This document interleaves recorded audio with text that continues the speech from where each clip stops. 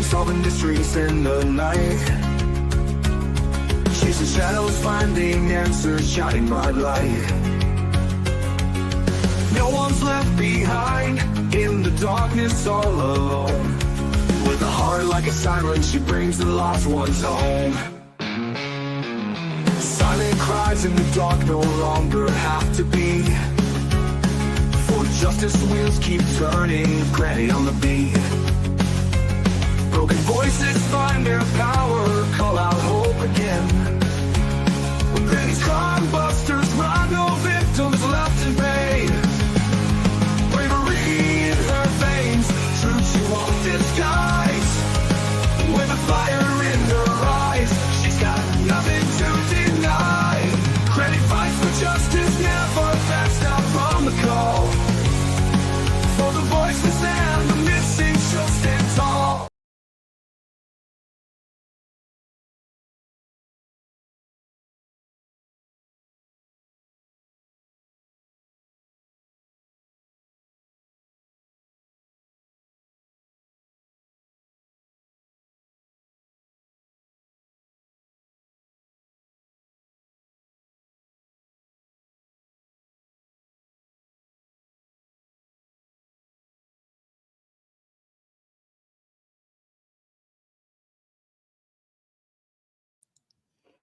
Sorry, guys. Hello.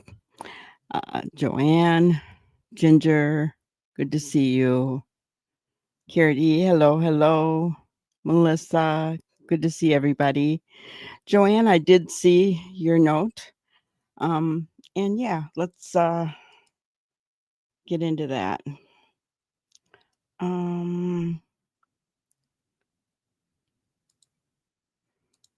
First, we're going to share this. Get that off of there. Okay, so this is one of...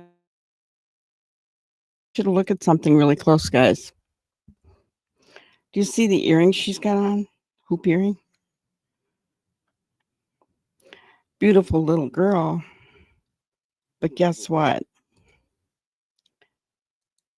Let's go over here.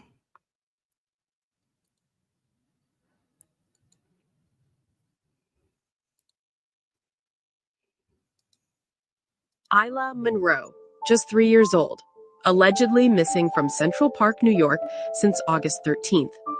But here's the twist. While some people are urgently sharing her photo online, others are calling it a fake, saying the image is AI generated. So what's really going on? The posts say Isla Monroe is 3 years old, 3 foot 4.5 inches tall, 34 pounds, with curly hair and wearing a black shirt. Include a number to call if she's spotted. But here's the catch. As of now, there's no official police report or Amber Alert confirming this case. Many online users have pointed out odd details in the photo, like hoop earrings, overly perfect features, and repeated use of similar images in other missing child posts. Some believe this could be an example of a disturbing new trend: fake missing child alerts using AI-generated images. These posts can spread like wildfire, pulling at people's emotions, but also creating confusion and distracting attention from real missing persons cases. The internet is divided. Some are offering heartfelt prayers and shares, hoping Isla is found safe. Others are warning people not for unverified reports, saying it could be a scam or a dangerous way for bad actors to locate someone in hiding. Right now, without official confirmation, it's impossible to say if Isla Monroe is truly missing or if this is another AI hoax. Authorities always urge the public to check credible sources like local police departments or the National Center for Missing and Exploited Children before sharing. If this case is real, we hope Isla is found safe. If it's fake, we hope people learn to verify before amplifying. In the age of AI, it's more important than ever to question what we see online. So there you go, guys. And I did look it up because I always check the National Center for Missing and Exploited Children. There's nothing there. Trust me, it would be there. It would be there if this baby was missing. AI, we have to be so careful. Now, I gotta say, looking at this post, I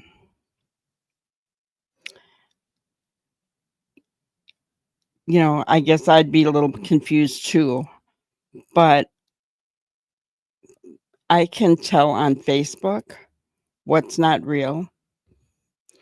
If there's no legit number to call, if the original post is coming from a person and not from the National Center for Missing and Exploited or a police department or something like that, odds are it's AI generated. There's a lot of them, guys. A lot of them. I can't even tell you how many. This is TikTok. So, I don't know. I'm sure this person shared it thinking it was legit, but I'm not going to say 100% I know that it's not, but it's not on, it's not, when you Google her name, it's not out there except for this post. It's not on any of the National Center for Missing and Exploited Children websites, nothing. So it would be there. They show posts as of today, guys. So if she really went missing 2 days ago, it would be on there by now. So I appreciate the heads up, Joanne. Yeah, I know. I don't know what they have to gain by it. I do not know. Hello, Valerie. Hello, Bonnie. Good to see you. Yeah, prayers for Lilly and Jack. Absolutely. Yeah. What I do before I share anything, anything that I get is from the National Center for Missing and Exploited Children. I want you guys to know that. Unless I have, if I share something other than that, I have verified it in some way, shape, or form, like from the police department for that city or, something. I have verified it. So that's what I do. When I see one like on Facebook, before I'm going to share it, I look it up. So AI is just too deceiving nowadays, guys. It just is. Just is. Beautiful little girl, though, if she's real. But I find it hard that a mother would let a 3-year-old little girl wear big hoop earrings like that. But I mean, you never know nowadays. All right, so for our spotlight on the missing, we have Harold. I don't know. Awasu. I don't know. Missing since yesterday, guys. Prince William County, Virginia. He's 13 years old. He was last seen wearing a white shirt and black shorts. If anybody knows anything about Harold's disappearance or where he might be, please call Prince William County Police Department in Virginia or 911. We need to get our people home. Yeah, some people love to cause drama, trauma, and distress. Yeah, unfortunately, right? Really sad, really sad. Let's not forget about Jonathan, okay? Missing since March 30th. This young man, I don't know, if that was him walking around in Kirkland, Washington, seen there in those smaller photos on the right. I hate to think that he's walking around by himself. I don't know. But he needs to be home with his mom and dad. If anybody in the Washington area sees him, please call 911 immediately. not forget about our buddy, Sebastian Wayne Drake Rogers, $500,000 reward, guys. At night, we'll be putting out their yearly report on what they have done. In this case, I'm interested in seeing that. I think it's going to be more vast than any of us realize.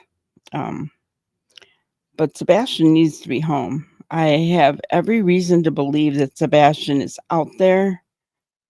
I'm not sure if he's been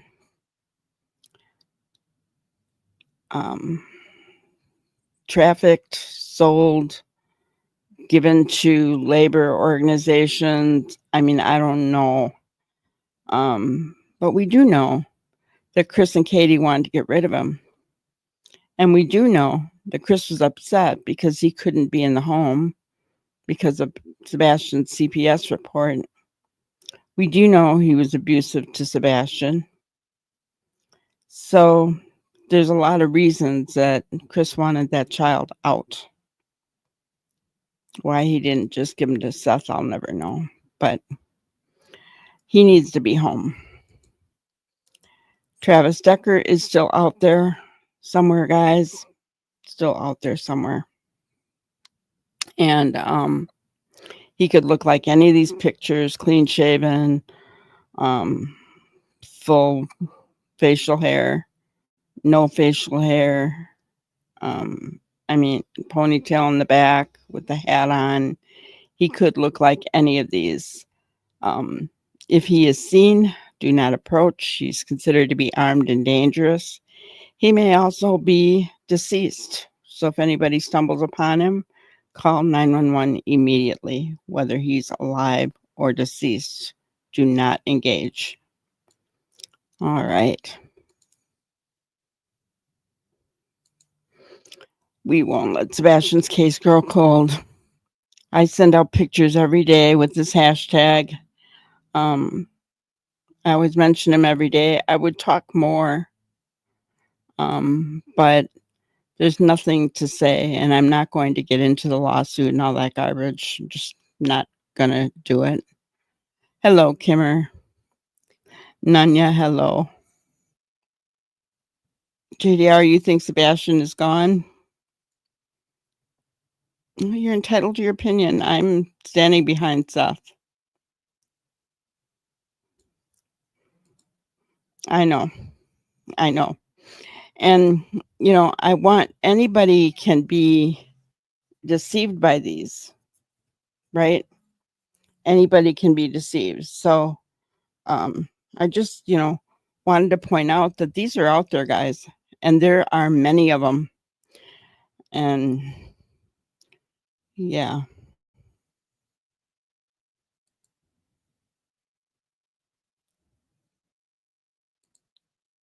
Saw that posted on another reputable creditors must have checked yourself. Yeah. Some people share them, I thought about doing that, right? But that's that ends up being why I don't post as many as I would like to, because it takes time to check into each one, right? It just does, it's time out of my day that I don't have, right? So, yeah, I don't do it, but yeah, it's interesting. So there's a couple of things that I did want to go over with Jack and Lily's case. Okay. One of them, there's been a lot of questions in chat about the RCMP dogs. And if you go to the website, this is what you hear. So I wanted to make it clear so that people stop questioning why they didn't use cadaver dogs. Remember, it's only been 3 months since, and I say only, I don't mean it to sound like that. You guys know what I'm saying, right? But it's been 3 months since the kids have been gone. These RCMP dogs, even if they were deceased, and taken away, they would have been able to detect it. So let me get through it.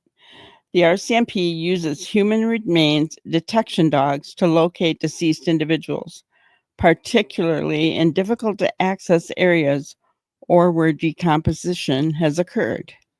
These specially trained dogs can pinpoint the location of human remains, aiding in investigations, search and rescue operations, and providing closure to families. The dogs are trained to differentiate the unique scent of human decomposition from other smells, even in varying conditions and locations. Locating remains. HRDDs, human remains detection dogs, so they're called HRDDs, are trained to detect the scent of human remains even if they are buried, submerged, or in advanced stages of decomposition. Supporting investigations. The dog's ability to locate remains can be crucial in crime scene investigations, helping to gather evidence and identify victims. In search and rescue operations, HRDDs can quickly cover large areas and identify the location of missing persons, especially in challenging environments like wooded areas or disaster zones. RCMP dog teams are trained to adapt to the specific needs of different divisions, with some teams already operational and others undergoing further training. So I want you guys to be aware that these are the dogs that were used in Jack and Lily's case, guys. Now, did they find any form of decomposition? They're not going to tell us that. They are not going to tell us that, guys. Just saying. So I'm hopeful that people understand that one of the things that one of the officers from RCMP did state is that cadaver dogs are used when the body has been deceased for 2 years or more. Up until that point, they use the HRDDs, guys. Okay? So I hope we can finally put this to bed now. But if not, I'm going to leave this on our back screen so that I can pull it up in any advance notice. Hello, Seawood. Good to see you. Lola, hello. Yeah. According to the May 2nd press release, the RCMP dogs were on scene from the beginning.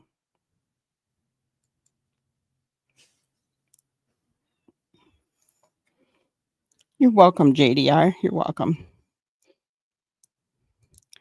The next thing that I wanted to talk about was, you know how when we're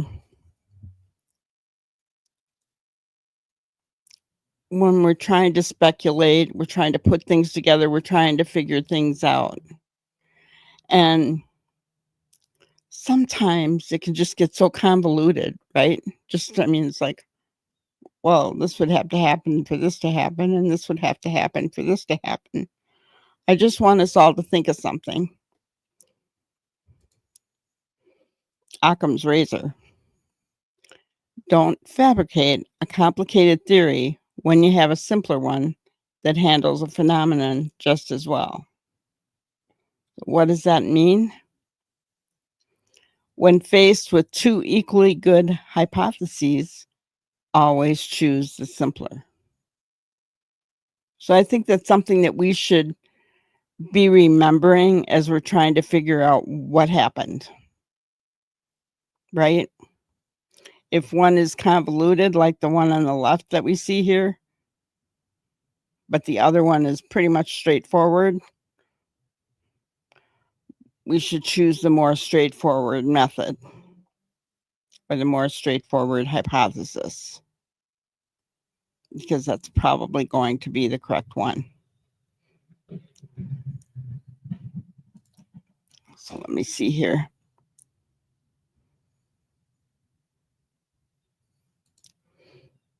Good point, Joanne. That may be the reason why the RCMP announced that they didn't believe they were alive without saying why.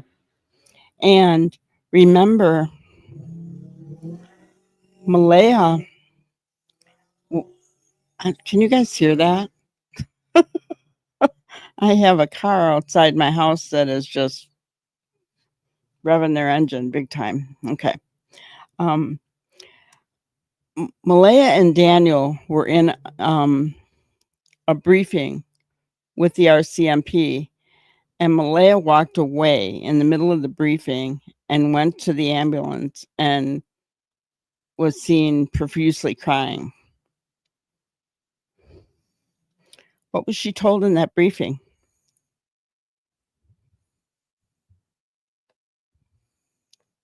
Exactly, Seawood.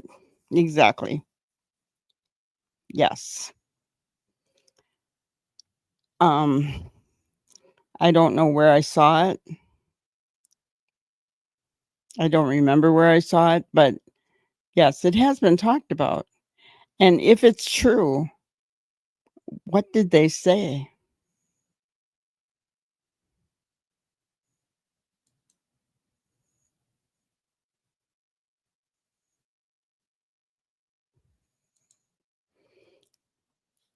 I agree with you about the use of dogs. However, if they have caught scent, I think the RCMP would have recovered them by now. Again, no disrespect to you.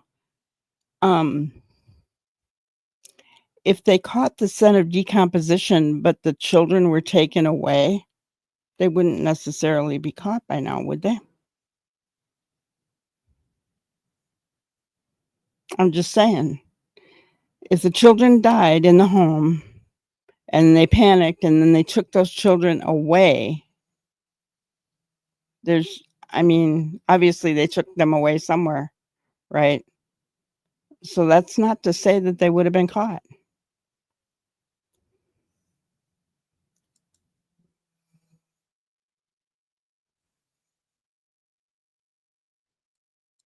So, and again, no disrespect to you either, Kimmer, right? I mean, I agree that if the kids would have been on that property, they would have recovered them. But what I'm saying is if they died of an accidental overdose, let's say, let's go there for a minute, right? Then they took them away because they were afraid, they were scared. But that smell would still have been left behind and picked up by the dogs. Does that make sense? I hope it makes sense to you.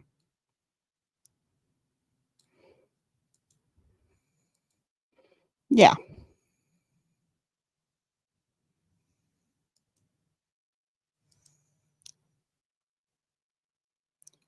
Who is Postcard? What is Postcard?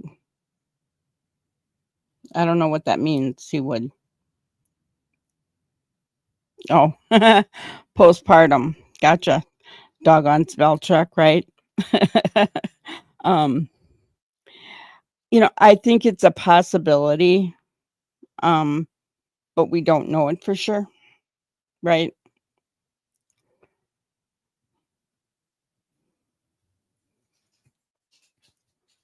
I mean, it's always definitely a possibility, but we just don't know. We don't know at all. So, yeah,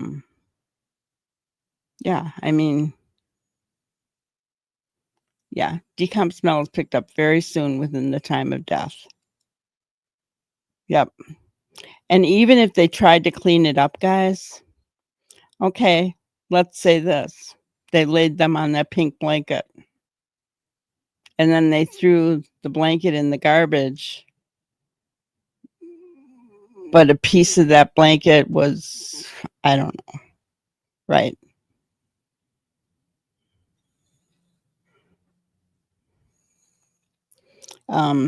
So decomp could have been found on that blanket, for example, right?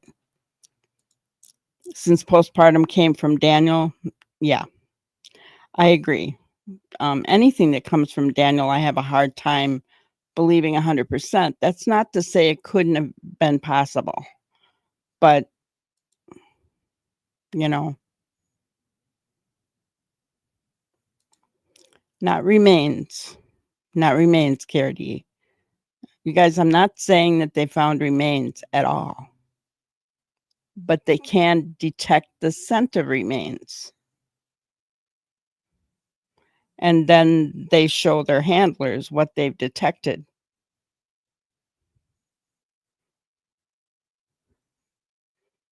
I don't believe they found remains yet either. I think people would be in jail by now if they did.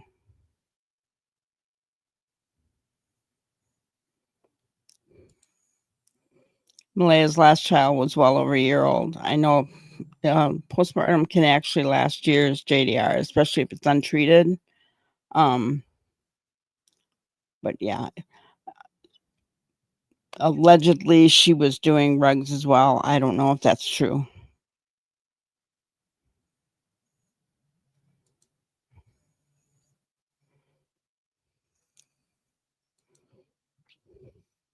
I think she'd be throwing Daniel under the bus if it were him.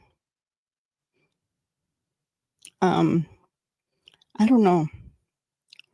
I'm trying to figure out Malaya's personality, and I'm struggling with it because we don't see her or hear from her much. Hi, Brian. Good to see you. Right, Kimmer? I know.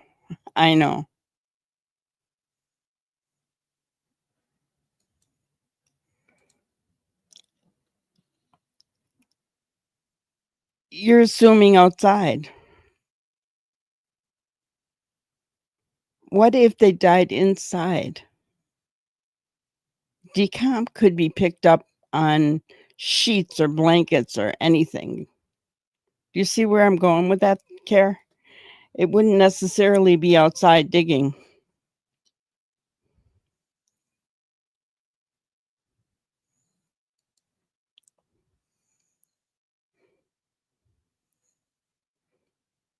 Yeah, we would have heard if they were found.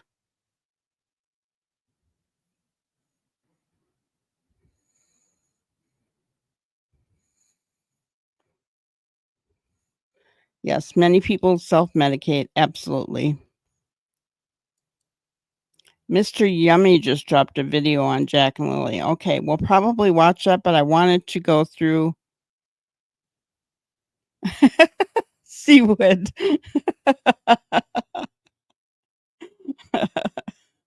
All right. So first I wanted to go through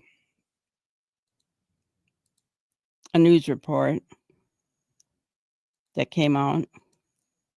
It's only 2 minutes, so we're going to listen to it quickly. Nearly 4 months ago, Lilly and Jack Sullivan, ages 6 and 4, went missing from their home in Lansdowne Station. In a statement to Global News Thursday, RCMP say intensive investigative work is ongoing in relation to the disappearance of Lilly and Jack Sullivan, and tips continue to be received. We now have over 700 and are evaluated and prioritized by a dedicated team of investigators in the North. Tips continue to be received, guys. We now have over 700 tips. So anyone, I'm just going to say this here. Anyone who thinks this case is cold, well, you need to look at this. That's all I can say. Because when they're working 700 tips, guys, a case only goes cold when their tips are no longer coming in. And when they're no longer working, they've exhausted all of their tips. That's when a case goes cold. And any officer will tell you that. So hear it now. Hear it from Granny. The case is not cold. The case is not cold. RCMP dogs do detect remains.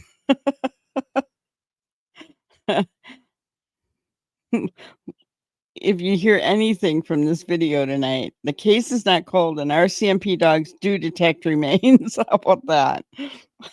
East Nova Major Crime Unit with the assistance of agencies from across Canada.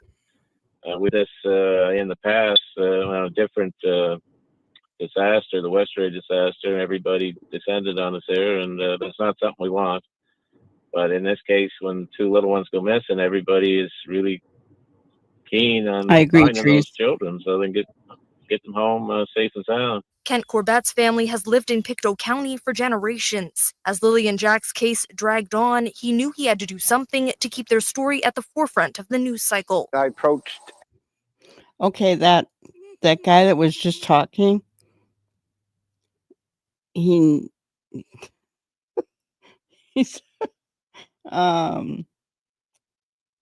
people need to vote him out. I mean, come on. If he's watched this case at all, if he's heard anything about this case at all, yeah. Mr. Hemi, hello. And you were too funny from Tea Leaf Reading YouTubers. You know, I bet there are a lot of YouTubers that are calling in stupid stuff, right? But they have to go through them all.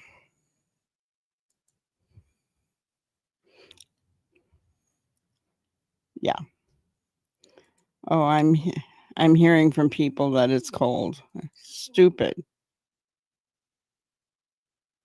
Politicians speak a lot and say nothing.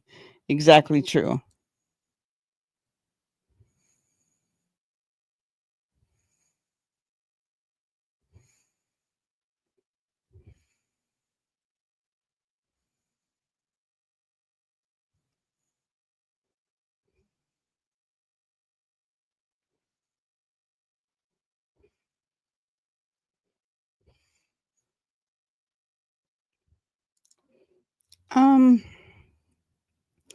I don't know. Because if a dog would pick up decomp, only their handler knows by the way that they point to it. So if the handler doesn't speak it out loud, I'm just saying, I know that there were a lot of people there though.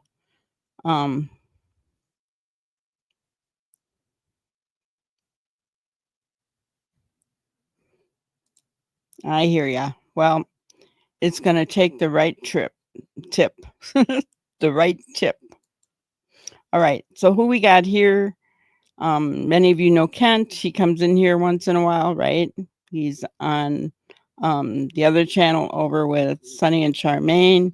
So this is Kent. So and we're almost done here. Advocate Printing and said that we wanted to deal on making up some election style signs, and we went from there. Over the last week, his advocacy group has been fulfilling sign orders, with all proceeds going towards search and rescue and funding more awareness materials. Some of the children's family members have ordered signs for their yards as well. The more people that are thinking about these kids every day will be the greater chance that we have to be able to bring them home. Lilly and Jack attended Salt Springs Elementary. As the new school year approaches, their school district says, "We have school psychologists, counselors, and regional support staff ready to help any students who are finding it challenging to be back on site at the school without the presence of their peers."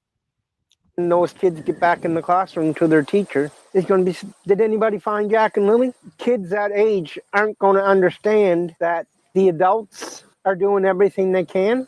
I wouldn't want to be that teacher having to explain that. But Corbett says the community is still holding on to hope. They're Pictou County's children now, and people need to know what happened. Ella MacDonald, Global News, Pictou, Nova Scotia. I give him kudos. I really give him kudos for, putting the signs up out there and, spreading awareness. Yes. A huge thank you for Kent for spreading awareness for Jack and Lily. That's right. They don't have to tell us anything. I agree.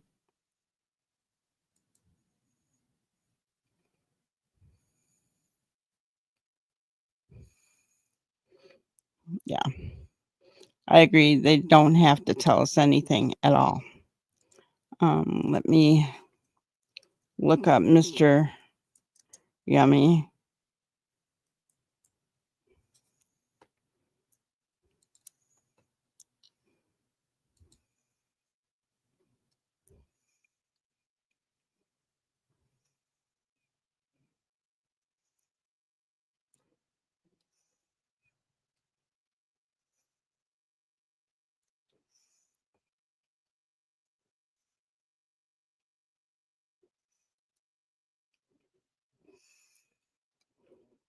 Um, hmm.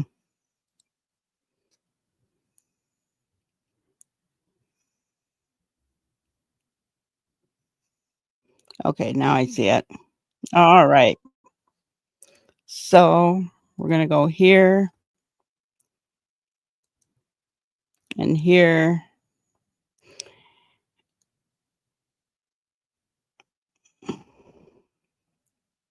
Okay.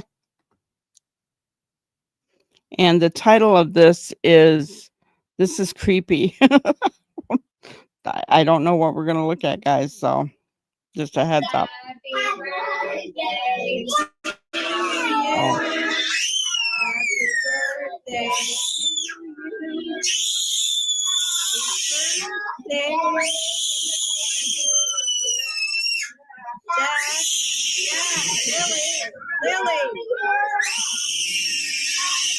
Lily, stop, honey. If that screeching concerned you, you're not alone. In today's video, we'll continue breaking down the Globe and Mail's investigation into the bizarre life of missing tots, Lilly and Jack Sullivan. I'm Deception Detective, an attorney trained in statement analysis. This channel exposes lies and manipulation, so if that's your thing, hit subscribe. For exclusive videos, early access to new videos, and other cool perks, consider becoming a channel member. Link in description. I said we're going to continue unpacking the Globe and Mail article because we actually analyzed the first few paragraphs of it in my last video in this series. I'll link it on the end card if you want to watch that next. For now, all you really need to know is that we've already seen evidence of multiple exacerbating factors for child abuse and neglect, from poverty to unrelated males living in the home. And because I trust my audience to understand how odds and stats work, there's just one last thing I want to say before we pick up where we left off. And it's that this article, for me at least, was behind a paywall. So I'm going to be using a natural reader AI to read it out to us, but only the parts that are relevant to our analysis. All right, without further ado, let's pick up where we left off. Jack and Lily's mysterious disappearance has baffled the country. More than 3 months after they were reported missing, police still haven't confirmed the circumstances of how the young siblings went missing. It's possible that there were clues, even potential warning signs in their home life. A closer look into the lives of Jack and Lily shows that all was not well in the trailer in Lansdowne. That morning, Jack's blue dinosaur boots were gone. So were Lily's pink rubber boots and her white backpack with strawberries. The only clue left behind, according to the parents, was one child-sized boot print in the dirt driveway, a few meters from the home. Malaya called 911 at about 10 a.m. Daniel said he jumped in her white SUV and left to check nearby dirt roads, culverts, and streams. Nearby dirt roads, culverts, and streams. Yeah. So I just wanted to address a couple of things here. I don't know yet if that's what he's talking about is the creepy part, but it is alarming, right? Like Tree said, it is alarming to hear Lily scream like that. It's very alarming. It's not normal. If you can use that word, I don't know. Is there a normal? I don't know. But I mean, it's just not something that you see all the time, right? A child screaming at the top of their lungs like that. So, and no one doing anything about it until, a few minutes later, no one saying anything to her. In my opinion, Malaya should have said, taken her aside and explained to her what was going on and telling her to use her inside voice, blah, blah, blah, right? But she didn't. So, Yeah. I don't know if that's what he's considering the creepy part, but I get why he would think that. She sure had something on. Yeah. Yeah. What makes her that? I mean, the real question is, what makes her scream like that? Why is she doing that? You know, if I had a child that, first of all, obviously, Malaya was not consistent if she was trying to train her because she didn't talk to her about it. And somebody else, kind of reprimanded Lily, told her to stop, right? So, she wasn't being consistent in her training, being negligent actually, and not saying something to her. There was a lot of people in that room. If I were the mom, I'd be like embarrassed, right? Like, oh my gosh, you must think I don't train my kids at all, and take her aside and say, hey, inside voice.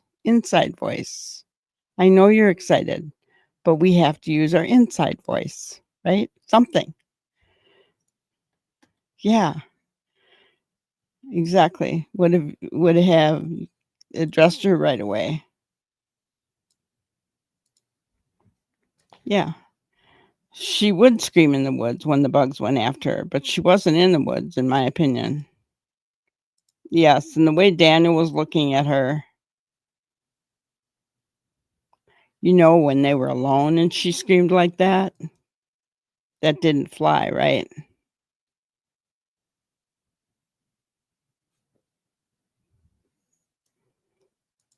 Yeah, that's a little different, right? All they were doing was singing happy birthday.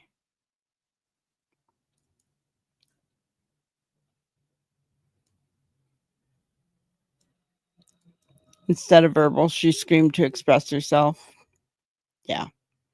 But that's where mom needed to come in, and mom needed to be consistent in training her that that's not acceptable behavior, right?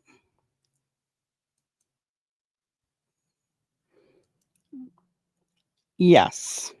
I agree with you, Drippy. That is not normal behavior, right?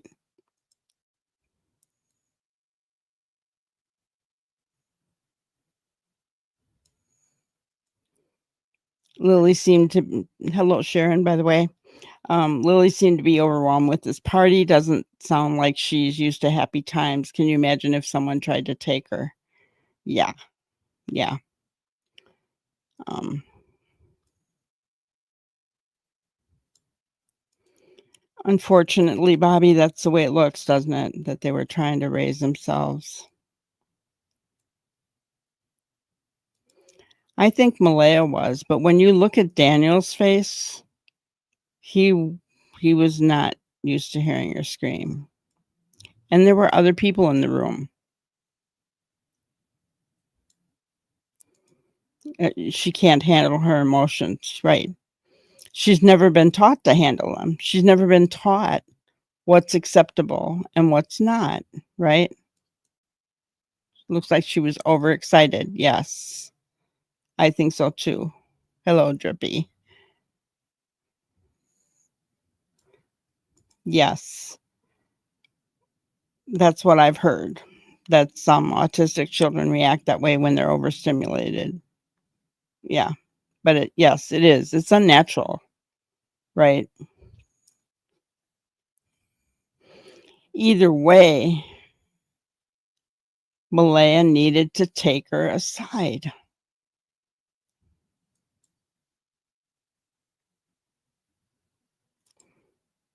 I've seen children who lack proper verbal skills scream like that when excited.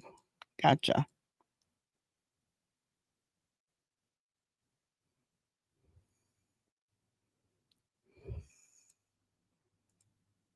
I think she said they were undiagnosed autistic, not ADHD.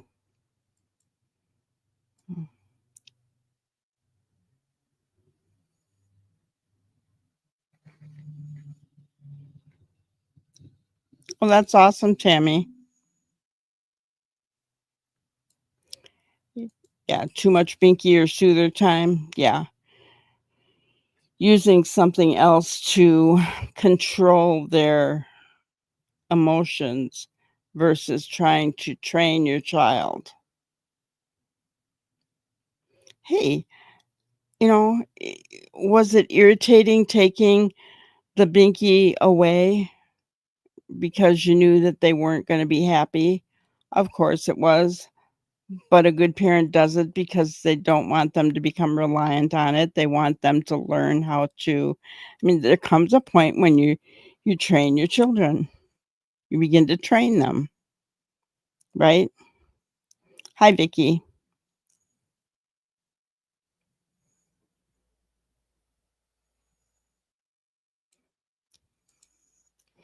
If they did overdose on home, how long does someone have to move them without detection? I think they put them in water deep and wrapped in something held down on property or within distance.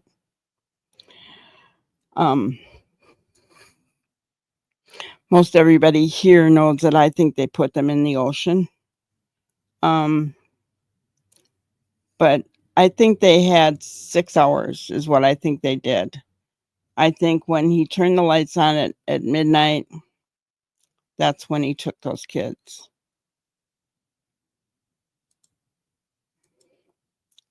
Yeah, Prayer Warrior, a while back, we reviewed an article that talked about,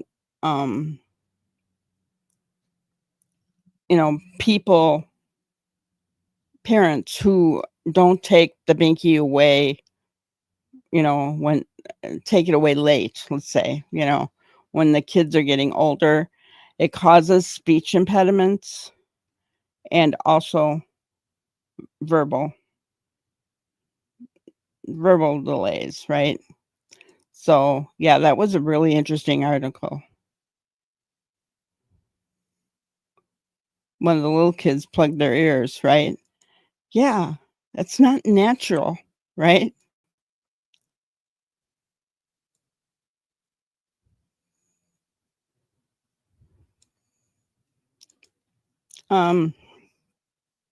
My daughter was ADHD. I mean, I don't know. I only have her to go by. If she tried to scream, I was able to teach her not to. So, I don't know. I don't know.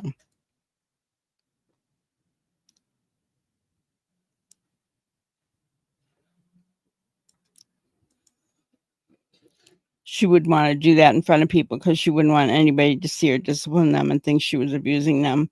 It's not abuse if you take your child aside and you're talking to them. That's all I'm recommending here. I'm just saying, take her aside. This isn't appropriate. That's not, you can't scream in the house. Remember, we talked inside voice.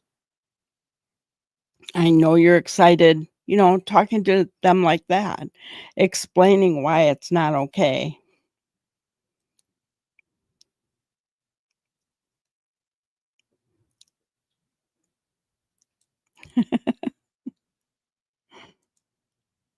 Hello, Osprey. Yeah. Yeah.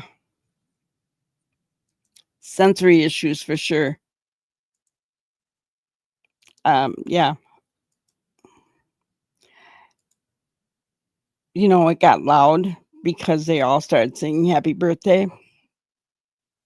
Sensory does make sense, doesn't it?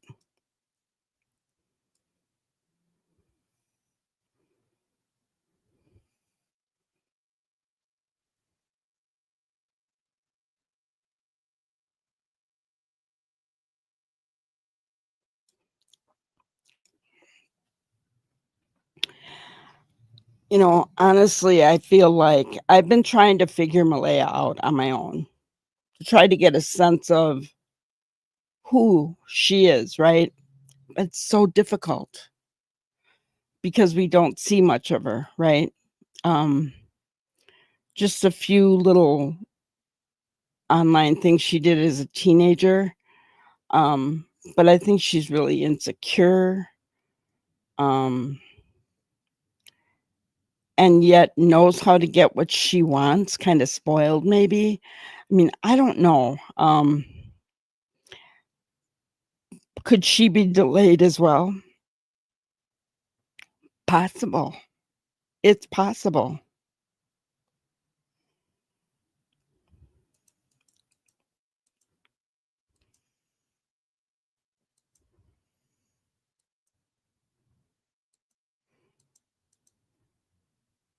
Yes.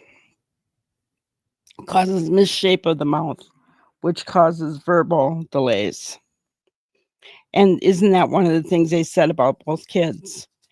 And guys, I showed pictures before of the kids being older and still had those binkies in their mouth. So, excuse me.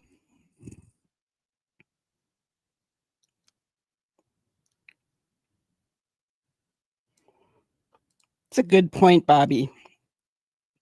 The parents didn't know how to raise the children themselves. I agree.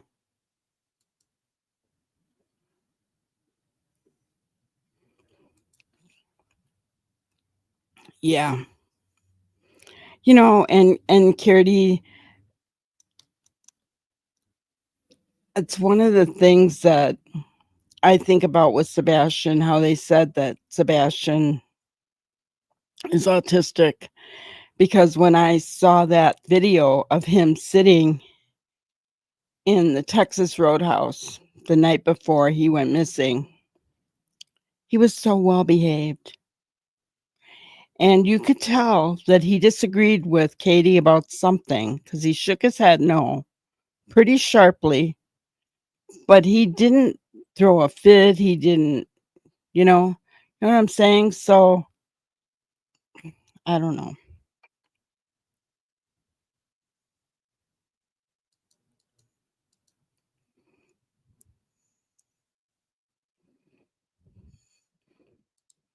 Hello, Cagnacio. My kid had a binky till 5. I think she would throw a fit if I tried to take it. She doesn't have any speech impediment at 18 years old. But I had to get her braces because she had an overjet when younger.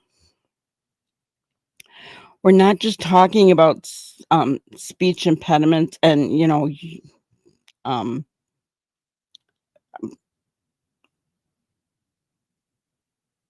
I understand, yours wasn't like that, but they can have speech delays, big time.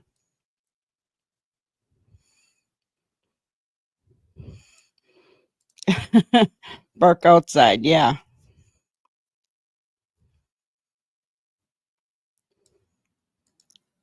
The muscles of the mouth do not develop either. Yeah. Yeah.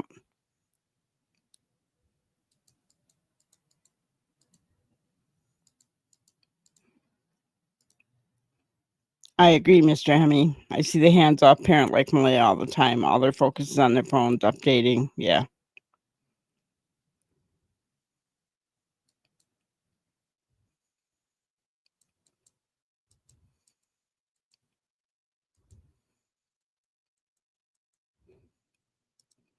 Some children with hearing impairments also scream instead of using their words. Yeah.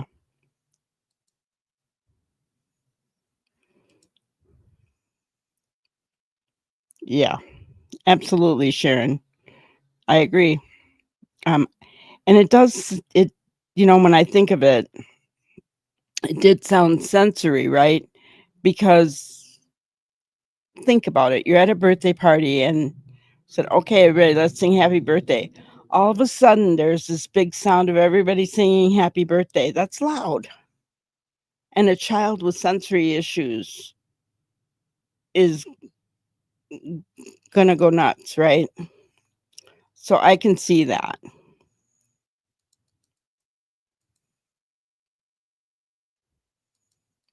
Yeah, sensory overload. I agree, Lola.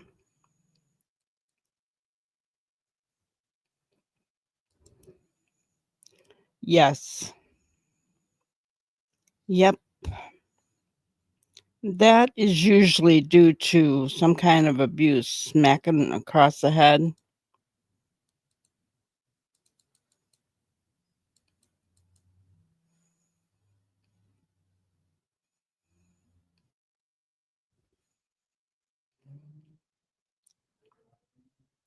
Lily's screaming is very, hello, Jules, indicative of autism. I studied autism at post-secondary level and worked with kids with autism.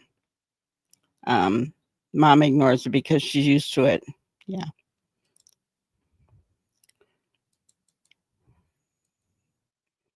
My grandson has sensory processing disorder. They have so many things to help these kids. I'm amazed when I see some of the toys he gets to. That's interesting.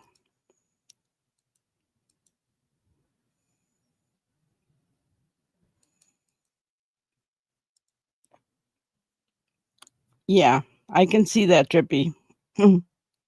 Sensory overload, frustration, difficulty expressing needs verbally.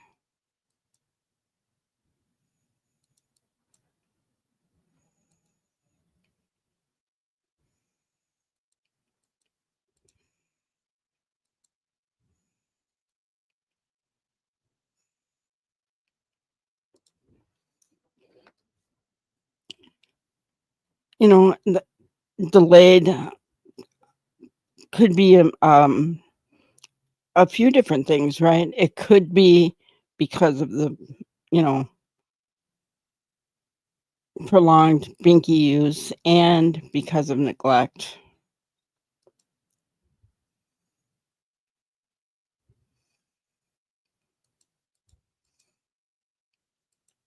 I agree. Parents only cared for themselves. I agree.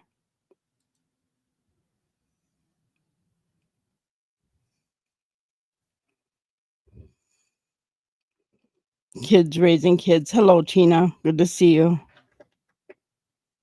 It's not the same as training a neurotypical child. I agree.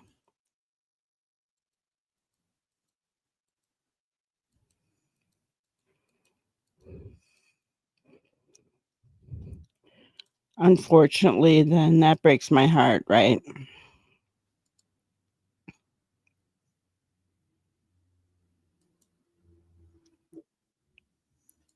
Breaks my heart.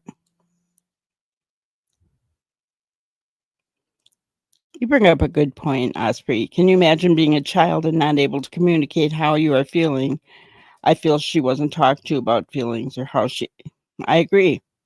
Like I said, Malaya didn't take that time. Daniel could have handed Jack the birthday cake. I'm just saying. Or Cindy, you know, what was most important at that moment was Lily.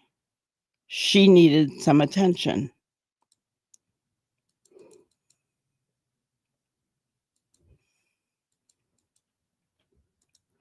One of the first things Malaya did was update her Facebook relationship stats. Yeah. Yeah, that was very immature, wasn't it?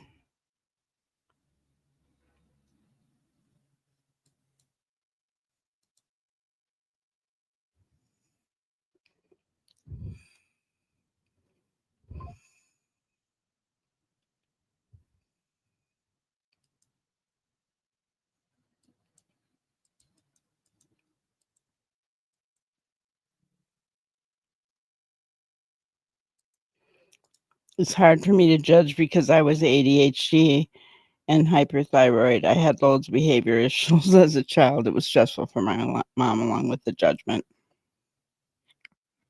Yeah.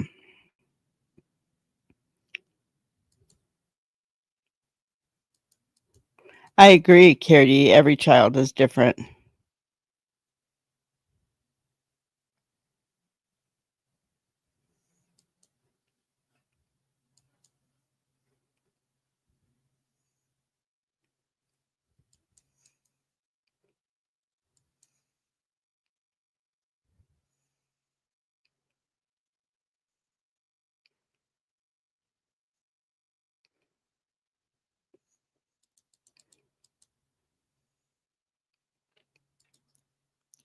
I heard that there was an appointment for them scheduled That's what I heard. I don't know if that's true or not.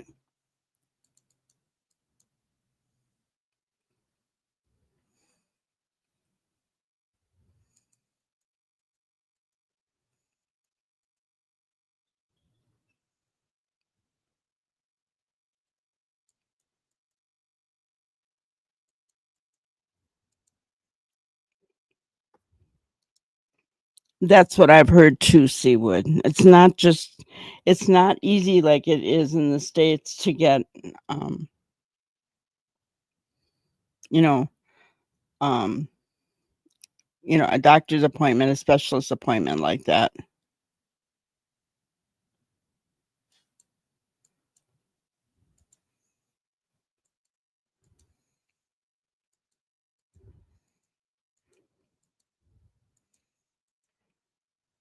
Hello, Tina. If I've missed any of you by saying hello, it's not because I want to. I just missed you. Sorry.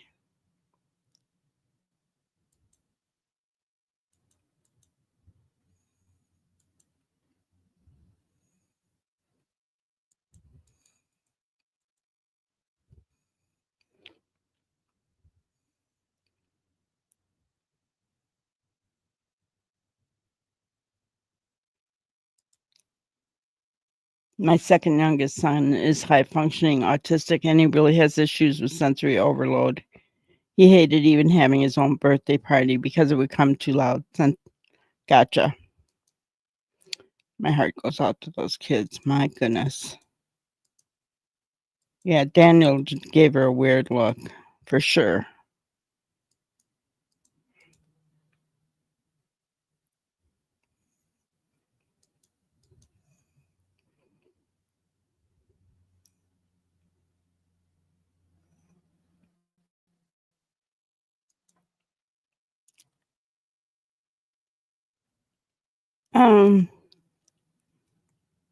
Tammy, my thought is you guys are in Canada. I don't know what your laws are. I think the most important thing is to watch who if you guys vote, watch who you're voting for. Do your due diligence.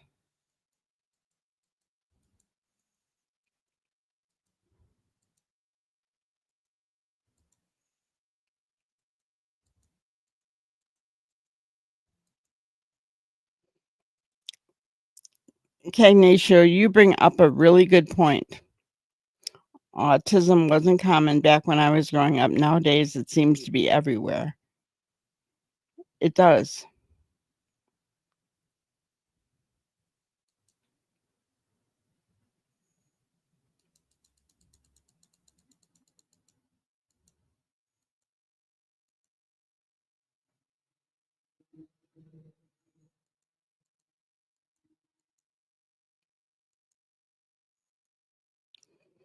That's true, Seawood. Daniel told Malaya to stop with all the trauma talk. Yeah. And see, she was, even Belinda said she's a follower. She's a follower. And I think she was fearful. I think she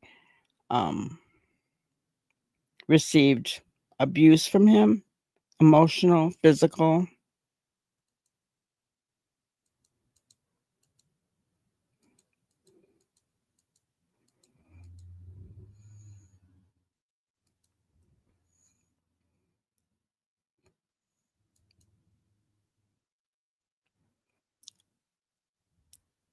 What's not true, Tammy?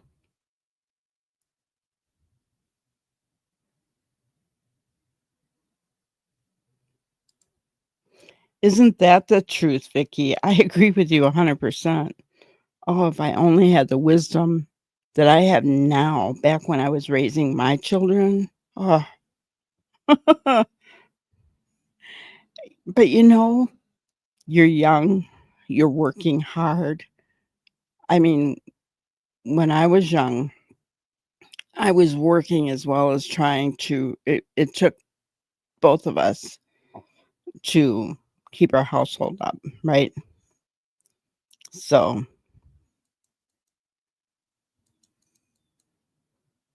But yes, I wish I had the wisdom that I have now when I was 20.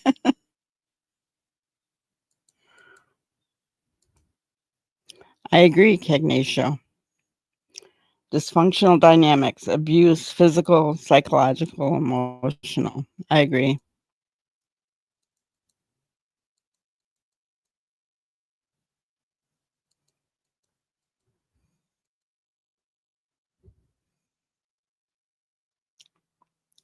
It's a good question, Melissa, but here's the thing.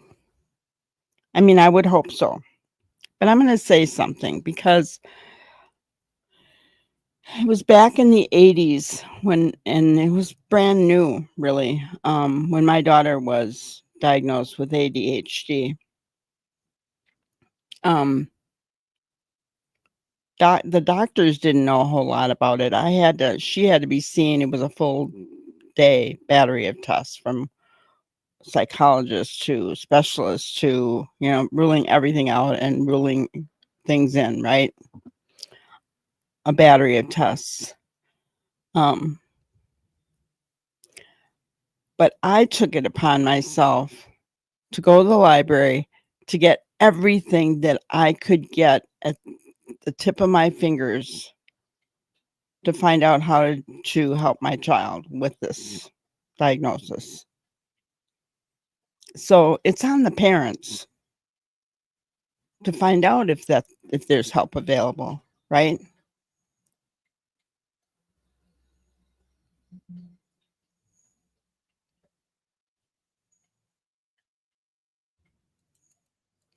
And then if you do everything that you know to do and you did your best, that's all you can ask for.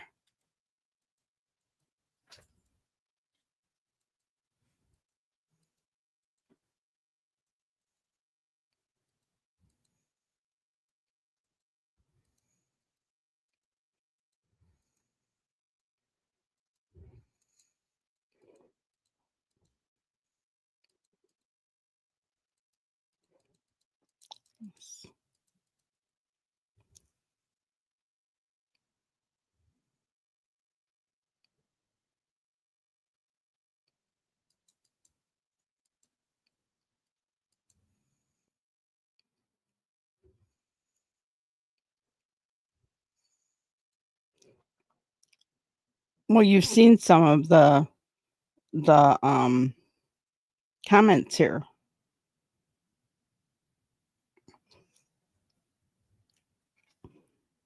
Not every place is as easy to get in. I have heard from people in my chat who have said it's not been, there have been hard times trying to get into see specialists in Canada.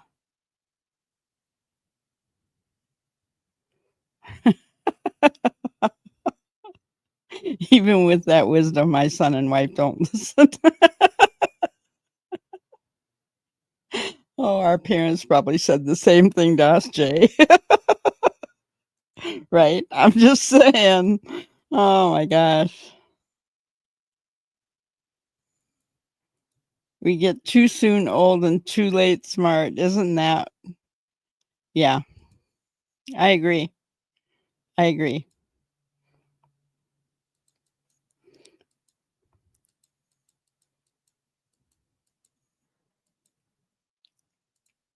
Yes, Malaya, she's still young. She's what?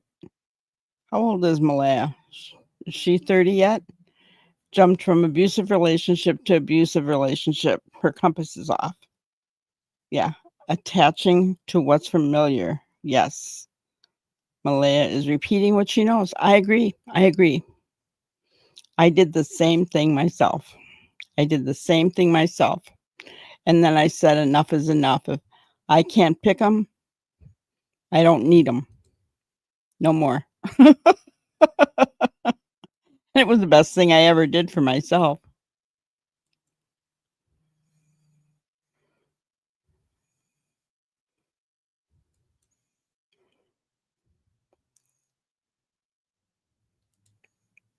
I was born in 1959, and I'm pretty sure my mom read psychology books. Yeah.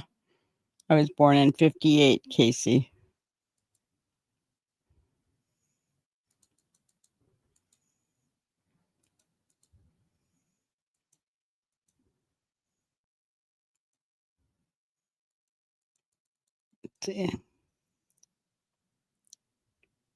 Yes, that's what I've heard.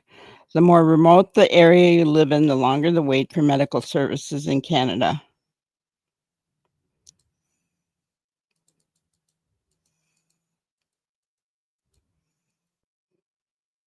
You guys, seems like everybody has had experience with this somehow. It's incredible. All right, so let's go back to Mr. Yummy. Soon, an army of search and rescue volunteers arrived. Police combed every inch of the property. That morning, Malia messaged the children's paternal grandmother, Belinda Gray. "I never thought they would run off on me like that," she wrote. "I'm so distraught." If you're looking for something, you ask where it is. If you're hiding something, you insist you don't know where it is. And that's a small distinction, but we see it all the time on the channel where parents are pretending they don't know where their kids are. And that's the basic reason why I find Malaya's text to her ex-mother-in-law, Belinda Gray, so disturbing. It's 0% curiosity about what Belinda may have done or what she may have seen, and 100% exposition, like a poorly written movie script. In 2 sentences, she's planting the seed that the kids ran away and that she's distraught, which for the mother of missing children usually simply goes unsaid. But it's actually even worse than that because we've analyzed an interview with Belinda, and she said that her son, Cody, the father of Lily and Jack, lives with her. So not only is Malaya incurious about what Belinda might know, she's also somehow able to rule out the estranged biological father as a suspect. Maybe Malaya just has amazing intuition, so even though she was supposedly asleep at the time the kids disappeared, she's still somehow able, based on vibes, to eliminate Cody, Belinda, Daniel's mom who lived on the property, his dad who didn't live too far away, or the more likely scenario, rather than having magic intuition, she knows what happened. So she knows for a fact that Belinda and Cody didn't do it. So she's not even curious about that. There's one more thing I want to Kind of Occam's razor here, guys. She knows that Belinda, Cody, or, she's ruling out Daniel, she's ruling out Janie. She's not going there, right?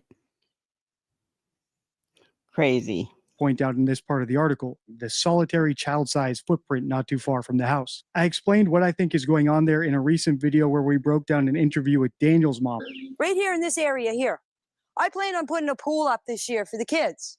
You need level ground for a pool. That's what I was doing. I was leveling out the ground to set up the pool. And this is the Thursday. Liar, This is pants Thursday. fire. Friday, all the investigators, search and rescue and everything.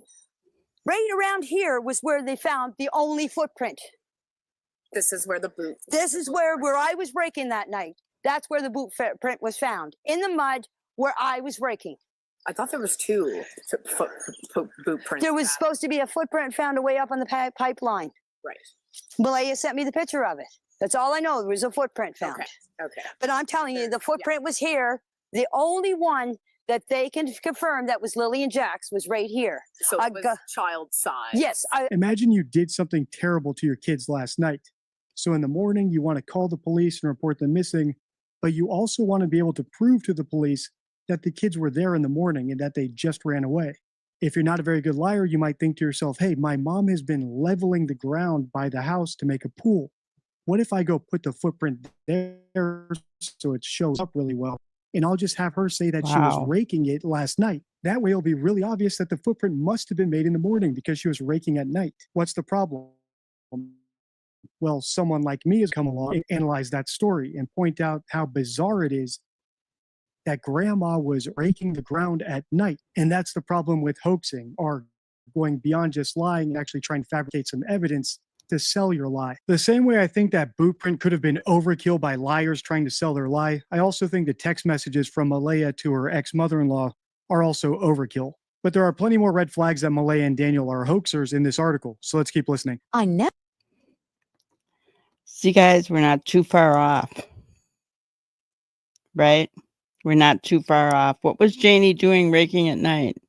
Covering tire tracks. Was the boot print planted? Absolutely. Guys, I have a lot of respect for deception detective. He picks things up that surprise me, but because we've watched him so much, we're figuring these things out on our own. We've said that, didn't we? We said Janie was covering something up. It was no pool. Okay. We said that. We said we thought the boot print were planted.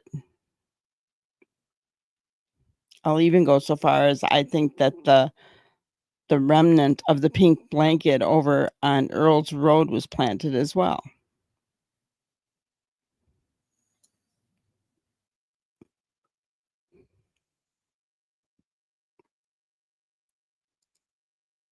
Janie is so aggressive. Imagine Daniel's aggressiveness with the kids. I know. Nuts don't fall far from the tree. I agree. Yeah. Yeah, she's something else, isn't she, Tina?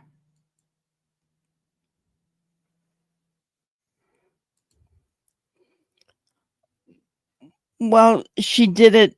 What he's saying is I mean, come on. If your children are missing and you honestly didn't know what happened, okay? Didn't know what happened. Are you not going to think of are you not going to call maybe Belinda or Cody and find out, did Cody pick him up? So the fact that she texted Belinda to say that they're missing, what he's saying is it's unspoken that she ruled them out. Exactly. Bio parent should be one of the first calls in a missing child case, especially if the bio parent lives nearby.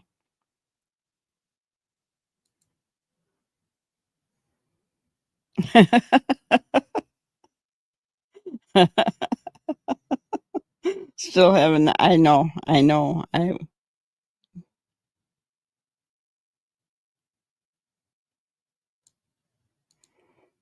Parents should have a police officer to stay with them 24/7 after a missing child report. In a perfect world, right? But you look at Seth now and Katie and Chris. You know, it's over a year. That's a long time.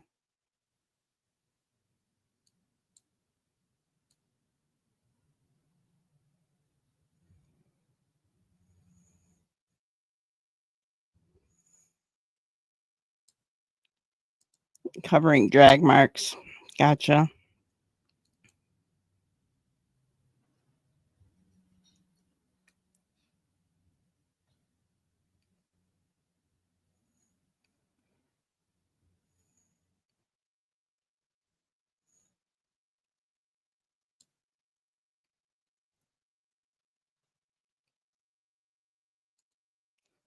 I agree with you, Drippy.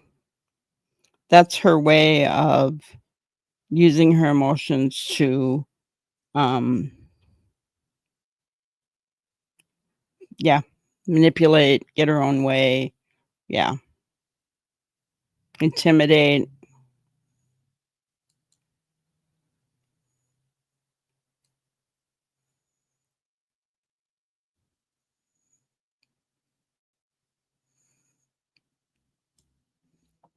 Yep.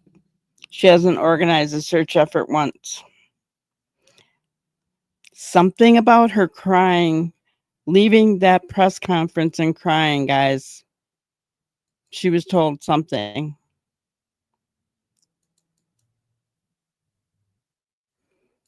Oh, absolutely. Especially if she raked and it was raining. There should have been, right? I mean,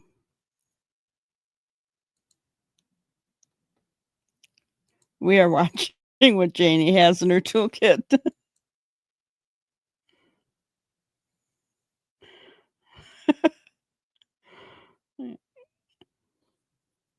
Don't mess with the Mackenzie family. They're scary. Well, we found out that they're going to stick together, didn't we? Never thought they would run off on me like that, she wrote. I'm so distraught. Hours later, and still no sign of the children, Malaya floated the idea that Jack and Lily were abducted. Many are suspecting they were picked up by somebody, she texted Belinda. 'Cause there is no trace of them or Lily's backpack. In the mid-afternoon, a non-encrypted radio channel crackled with voices of emergency responders. Families brought us to a location there, not far away, that there's a piece of a blanket which the mother says she believes belongs to her daughter, radioed an official. Emergency responders dispatched a canine unit to the site, where they seized Lily's pink blanket, torn and wound around the lower branches of a spruce. It was about 1 kilometre from the mobile home, off the gravel Lansdowne Road, where Daniel's father and uncles live. When a police officer asked Daniel about the pink blanket, he said it wasn't Lily's at first. Police began pounding on doors into the early hours of the next morning. They came to the door of Daniel's father, Earl Martell, a retired tire plant worker who lives atop a hill in a bungalow he built himself 40 years ago. Hoaxers don't just forget to act curious. Sometimes they even forget to act like actual victims. For example, Malaya's second text to Belinda sounds awfully neutral for someone describing an evil criminal kidnapping her children. Typically, the mother of a kidnapped child doesn't describe the kidnapping as being picked up. And they definitely don't describe the perpetrator with a neutral word like somebody. Moreover, it's bizarre that she's using the passive construction, many are suspecting the kids were picked up, rather than speaking for herself. Is she not suspecting that's what happened? And at the risk of beating this point to death, I think she doesn't suspect they were kidnapped because she knows they weren't kidnapped. And what do we make of Daniel and Malaya's contradiction about Lily's blanket? Let's tackle that in part 3. If you want to continue breaking down this article, let me know by liking, commenting, and sharing. Check the end card for my full Lily and Jack investigation in chronological order. Until next time, stay true. Wow. He brings up some really good points, guys. We're not off our rockers. New York City Boomer, hello, hello. Teresa Davis, hello.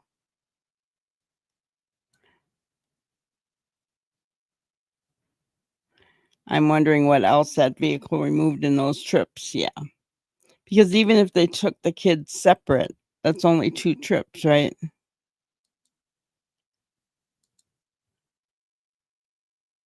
Three more likes to 30, guys. And here's some country toe tapping. I'm an adult and I was scared of Janie when I saw her. I agree, Teresa. The lack of footprints in the driveway should have been red flag from day 1 from RCMP. Yeah, I agree with you. I think they know way more than they're saying.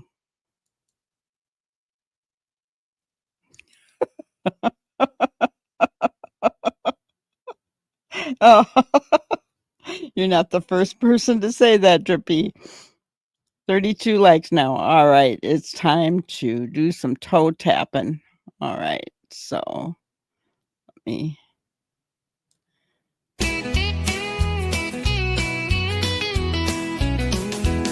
On Granny's porch, the sun sets low. With a steaming cup, she steals the show. Neighbors gather round, hearts in bloom, for that smoking hot tea and the latest room. Whispers of love, tales of the town. In her sweet voice, no secrets drown. With laughter and stories, the evening flies. Granny's hot tea brings the world to life.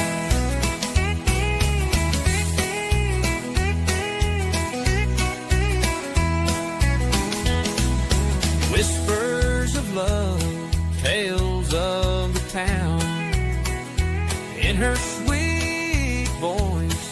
no secrets drowned with laughter and stories. The evening flies.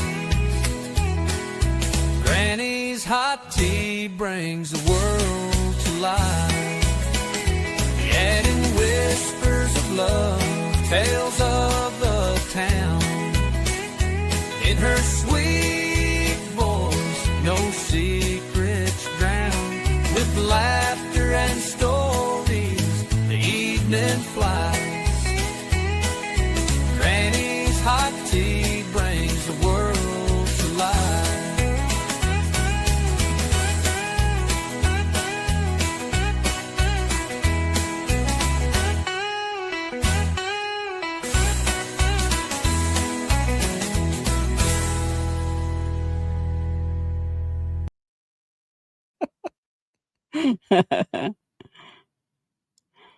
RCMP are waiting for dumb Daniel to slip up. They're watching him like a hawk. I think they are too. They know he's lying. Yes, they do. Yeehaw. Line dancing time. Good. You were dancing, Bobby? That's awesome.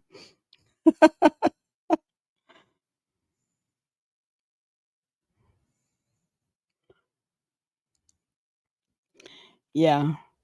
Well, and she did several times, right? She had planned with her mother, Cindy, and Wade. They got a U-Haul and they were going to come, but the day before, it was all set. Everything was set. Day before, Malaya called him and said, "No, I'm not going to leave." So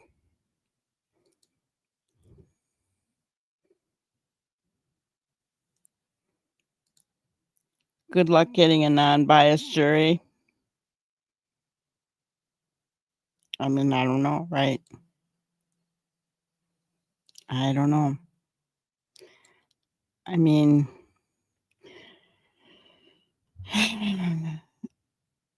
I've heard, though, that in the area where they are, a lot of people don't really know what happened. I don't know if that's true or not, but that's what some people have said.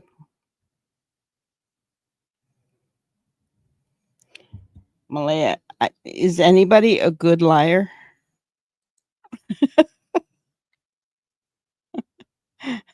I mean, seriously. And, I mean, people may think they lie good, but they don't, because they can't stick with the same story. Did he say Granny smoking hot? No, the smoking hot tea.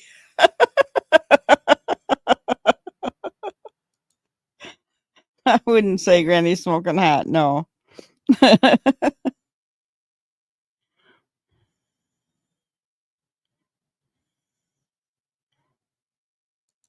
That's why she is quiet.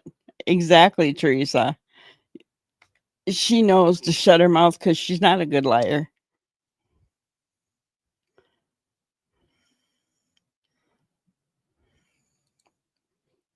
And here's the thing. Malaya could be dumber than Daniel because her media interview was so bad. Was she coerced by the Mackenzie family, Daniel's family, to go along with this story? I'm just saying. And she's scared. I mean, I don't know.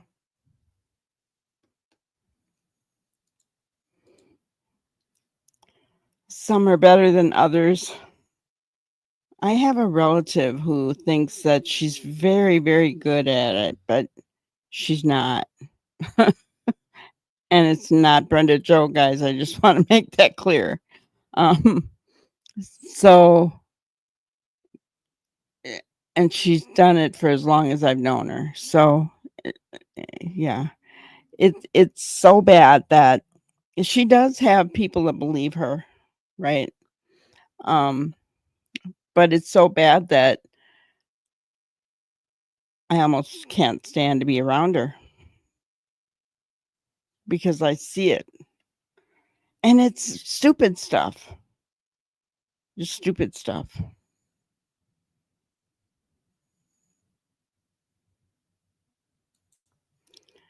Malaya's family would talk her into frying Daniel.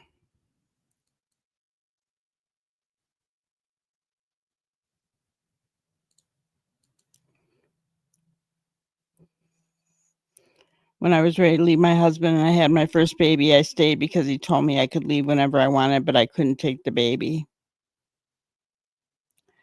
I think she was afraid for that baby because she knew what Daniel was doing to her children. But honestly, I lost all respect for Malaya when I heard about children's black eyes and everything, and that Daniel would throw his boot at Jackie. You know, I mean, she had opportunity to leave and she chose not to take it.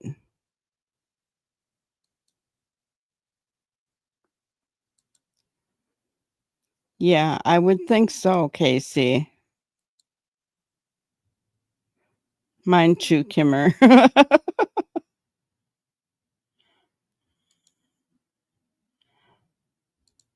Meal tickets, the money, but then the money ran out because Daniel didn't do his taxes. And that's very true, Ginger. If the children have developmental issues, there's a chance that Malaya may have some. Very true.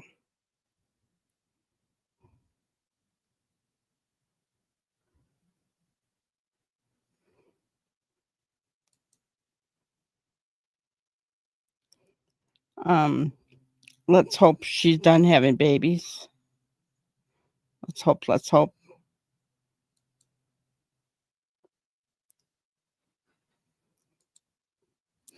Why would she ask for the fundraising money to go into a trust if she knew they were deceased?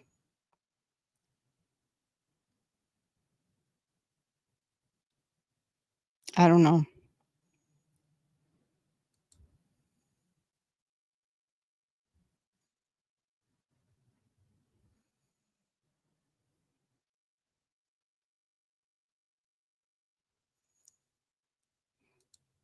The part that got me was how disconnected her comments were when she did speak. Yeah.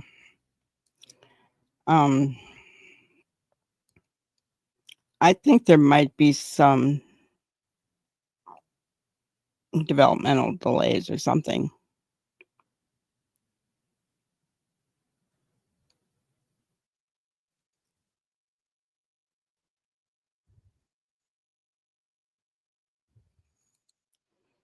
Malaya probably was ashamed of herself because she picked another loser and didn't want to hear her family nagging her.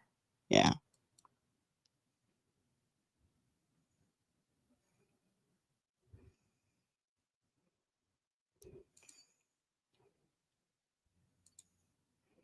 One fundraiser up to $40,000.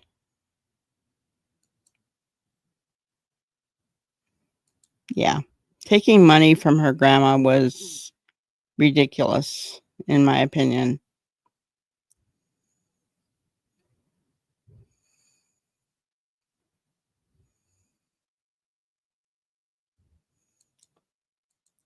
Yeah, Belinda said that here as well.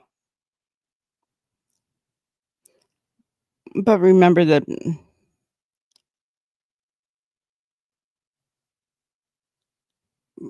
I mean, Belinda's not a psychiatrist or psychologist either, right? She's not going to know.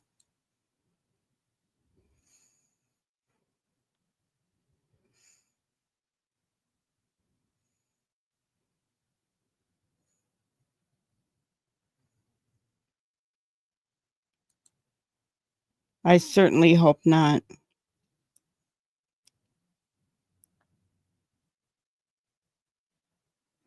I certainly hope not.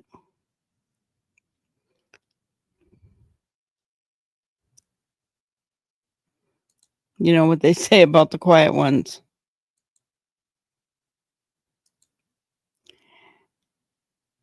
Yeah, Belinda did say that early on, but you know, my question is, does she think that now? I don't know if she does.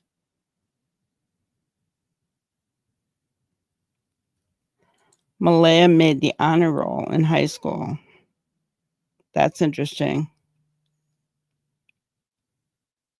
That's interesting. Okay, so she wasn't stupid.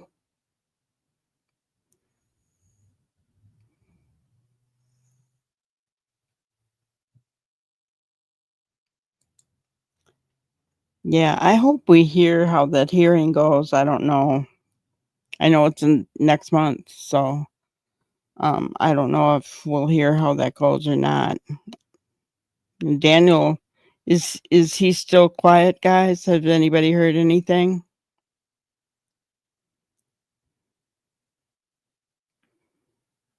Anybody heard anything at all about Daniel? Kind of curious.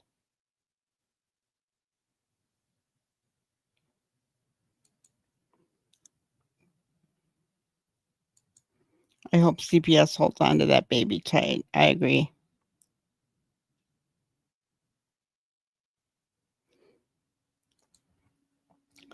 Here's the thing.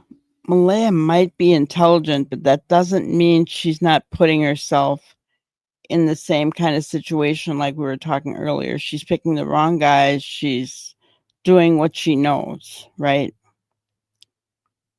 And I think she knows how to get them all. You know, how to manipulate them to get what she wants. Crickets after the article. Gotcha. That's what I've been hearing. I do go around and listen a little bit, but I don't have a whole lot of time to do that.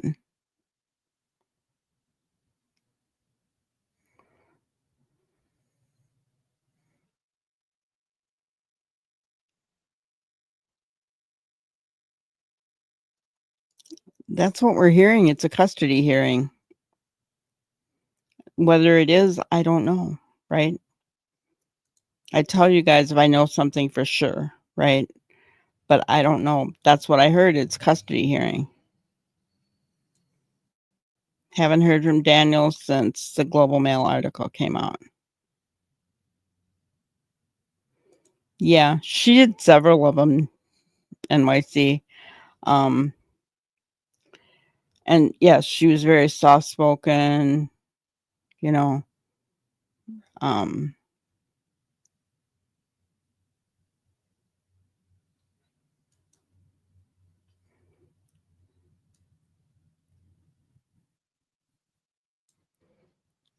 Always in the bushes listening for his next story. Yeah.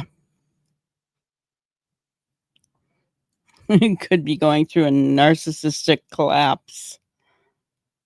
Well, that article was pretty damning, wasn't it? I'm just saying it was. I don't know how you get out from underneath that one. He can try, but he's just don't see it happening.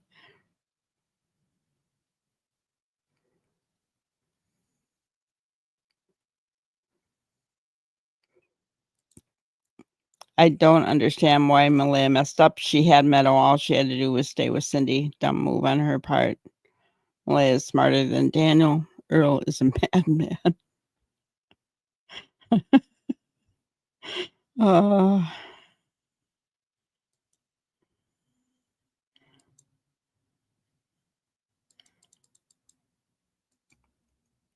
Hoping poor Jack and Lily saved Meadow from a terrible childhood.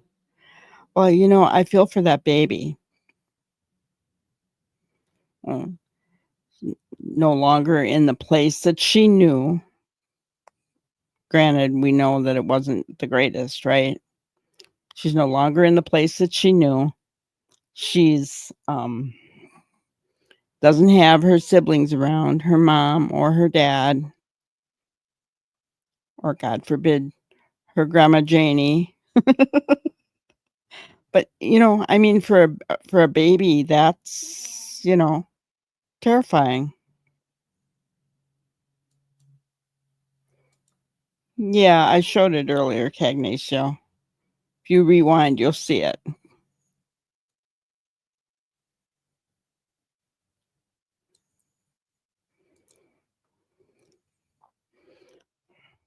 Yeah. I hope they keep an eye if they do. But I really hope they don't give it to Daniel. Daniel gets an A in manipulation. Really, Trees, you'd give him an A? I wouldn't, because none of his manipulation worked. Look at Durwood. Durwood came out. That went crazy. And then Janie came out, and that didn't match Daniel's story. His manipulation tactics, his inside guy, and getting his family on board, none of it worked. So I don't know if I'd give him an A.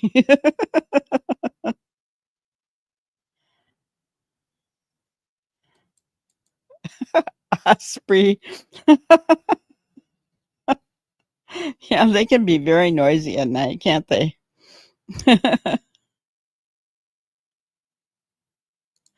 It was one of Malaya's friends who introduced her to Daniel. Allegedly, I would get rid of that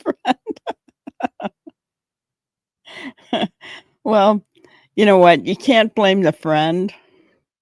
I mean, you could say, well, what are you doing? But, Malaya's one that chose him and got pregnant by him.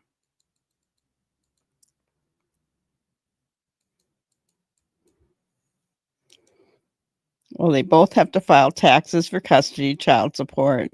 Financial statements are mandatory for both. I agree. Yeah, I agree. No matter what she knows, and hello, Shannon, by the way, no matter what she knows, what guilty knowledge she has, whether she was in on it, whether she did it, whether she just knew that they covered something up. I mean, I don't know. Whatever it is that she knows, she did know that her children were being abused.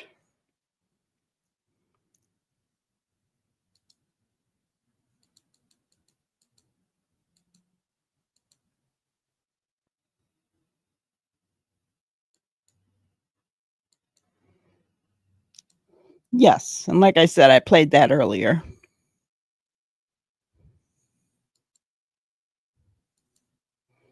Can someone confirm, did Wade say Malaya called her mom at 11 p.m.? I don't know.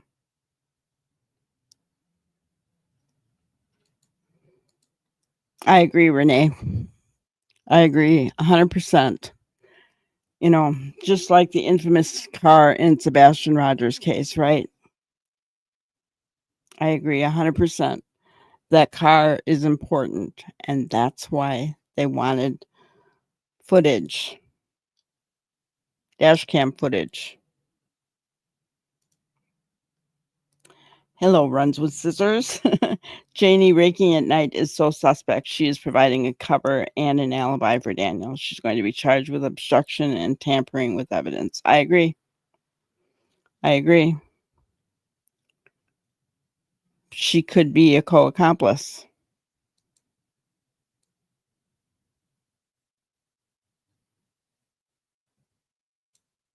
Yeah. Good point, Drippy. All positives of Malaya aside, have we been talking positives of Malaya? I don't think we really have been, but she has a history of exercising poor judgment. Yeah, very definitely. Cody, Daniel, repeated pregnancies, no financial stability, no goals, no, she's getting pregnant, having babies, and no real goal or direction to her life, right? That's kind of sad. You think about it.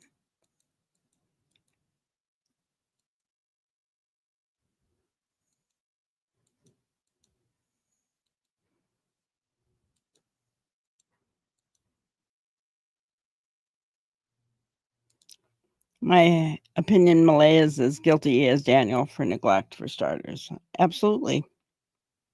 Absolutely.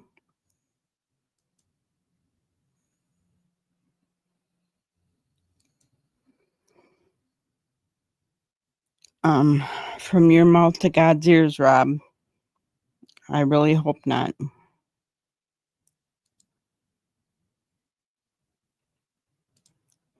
Yes, he is. There was quite the list.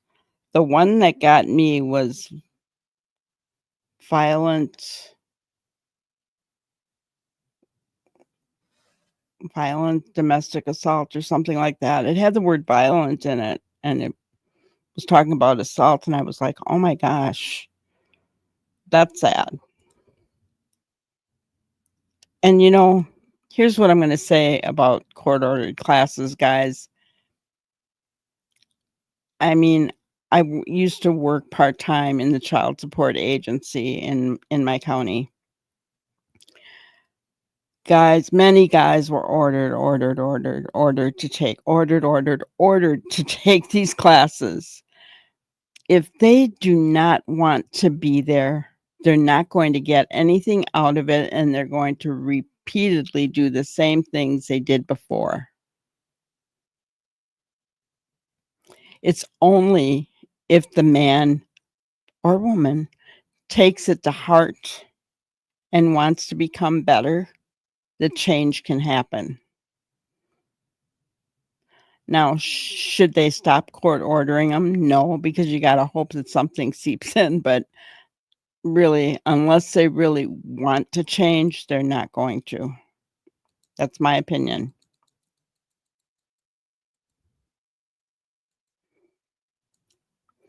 I agree with you, Cagnatio. And probably because there would have been another child at that point.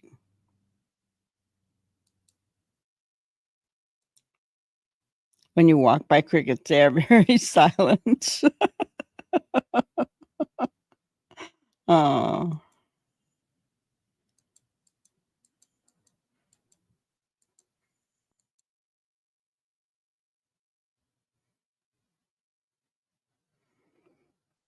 I don't know if it's true that Ron's family is trying to get custody, but here's the thing, guys.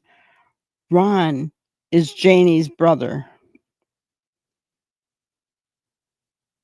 Do we want that family to have Meadow?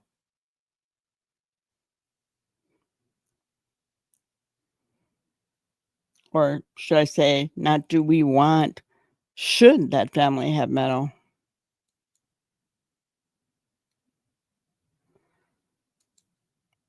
No. There's no updates on it. People are trying to figure out the car. But we don't know anything.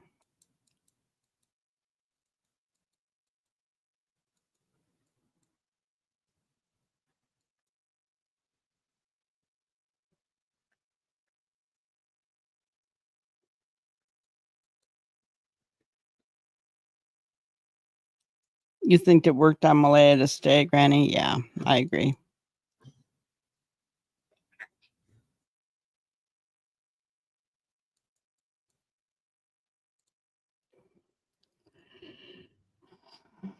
Malaya might get Meadow back if she isn't involved with what happened with Jack and Lily.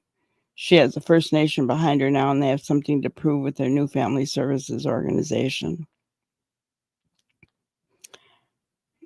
Here's the thing. She has some kind of guilty knowledge. We just don't know what it is. I hope RCMP are figuring it out.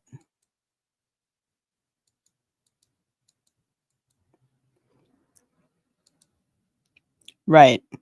Ron is Logan's dad, who is Janie's brother. And no, I don't want them to have Meadow.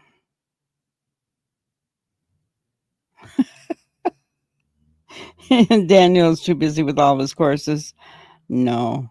Daniel's in the bushes listening, guys. I don't know if he's listening here, but he's listening.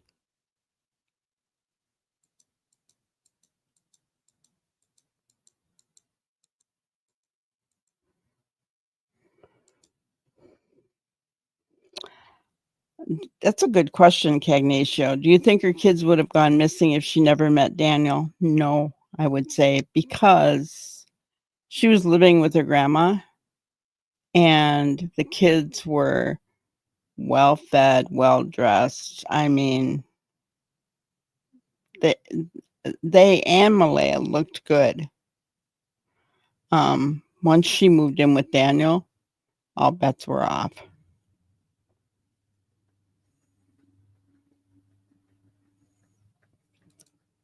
I think since that CPS case is being gone over with a fine-tooth comb, and since the kids are still missing, there is no way Meta will be reunited with their egg and sperm donors. I hope you're correct, Lynn. Hello, by the way.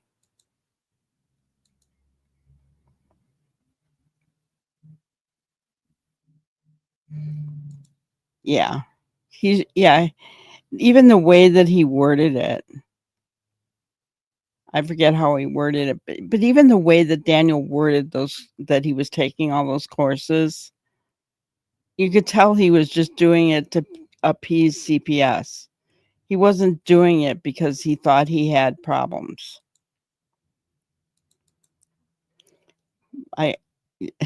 And here's the thing.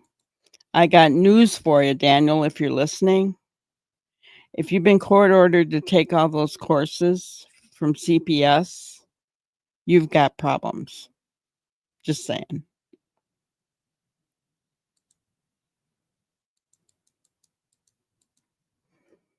Oh, Shannon, me too. I cannot wait. But I appreciate that RCMP is taking their time because I want their I's dotted, their T's crossed. I want the charges to stick and to get justice for these two babies.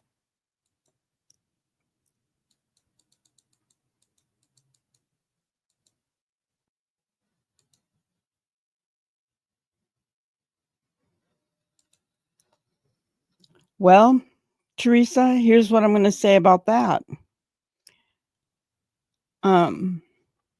Chris Proudfoot has a daughter with his ex-wife. His ex-wife lives, I believe, in New Mexico or Arizona, one of those two, right? That's where his daughter lives. Sebastian went missing under their watch. But he's still, the last 2 summers, he and Katie still have gotten to have Faith, his biological daughter, for the summer.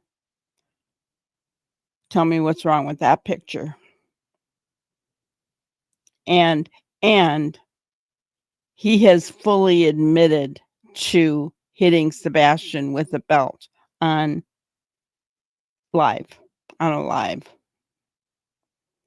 several lives. Well, he admitted it on Nancy Grace.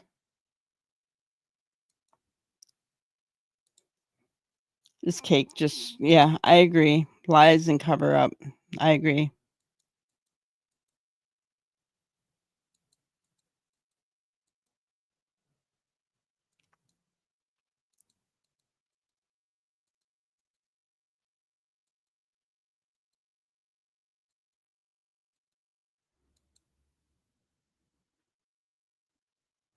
Oh, you did, Drippy. You're right.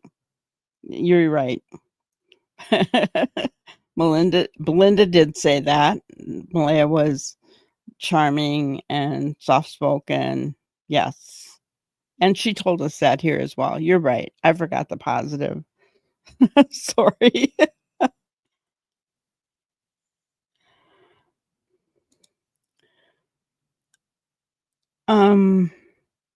I don't know. I think, but they work closely together.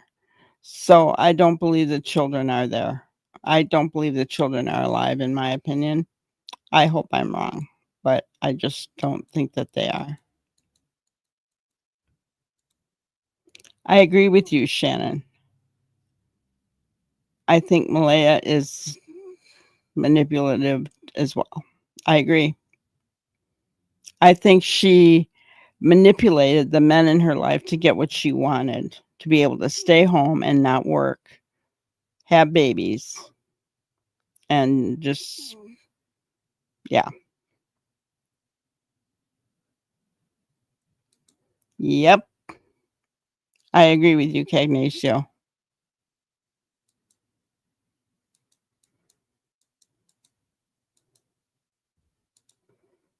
Yeah, CB, and they shouldn't at all, should they?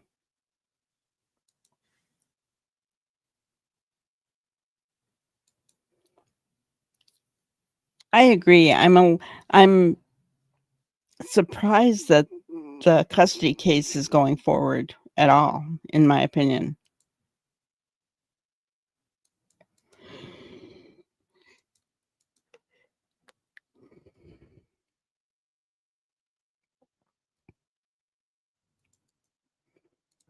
Yeah, and the one was violent. I don't know. Ginger, do you remember what it was called? Violent abuse or violent? It was it had the word violent in it, and it was something to do with being abusive. So not only did he have to take anger management, it was like 5 courses. Hello, Lori. I think she's more guilty because she was their mother and she had a duty to keep them safe, and she didn't. And she had opportunities to get out and she wouldn't go. I agree with you, Lori, 100%. She did not take care of her babies, and now they're gone. She has nobody to blame but herself, in my opinion. Even though I think Daniel was part of it. Yes, something is off with her. Definitely.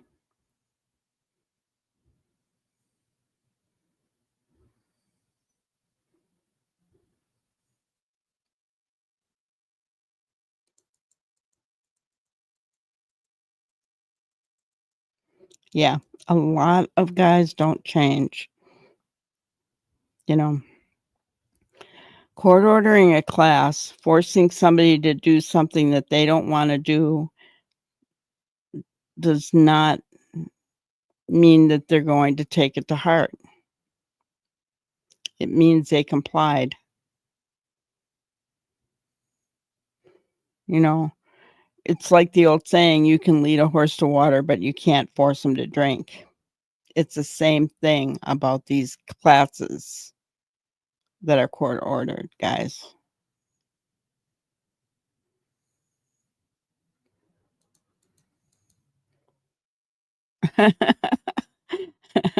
Hello, shits and giggles. I love it.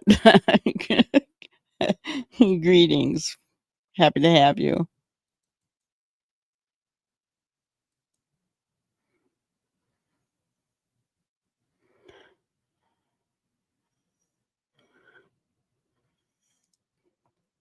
The RCMP station is on the reserve in Indian Brook, where Malaya is. Yes.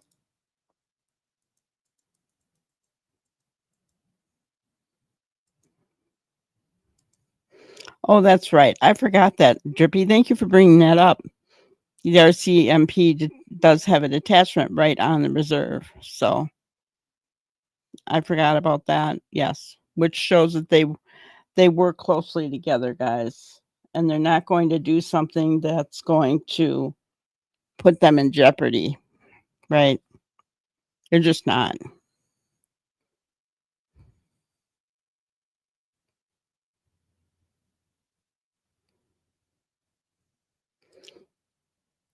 Your last statement, I also think Justin's being protected. I agree with you 100%.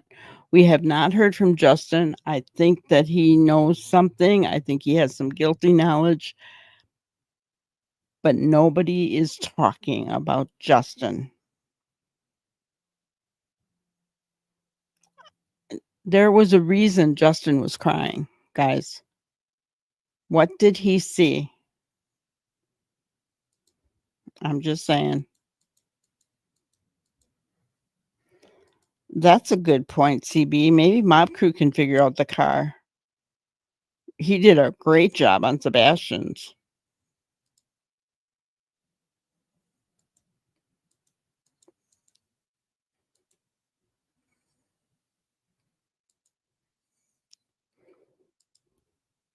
Their narrative is beyond ridiculous. It's sad that they are disrespecting Lily and Jack with these fabrications. Whose narrative? Who are you talking about, Jennifer? I'm just curious.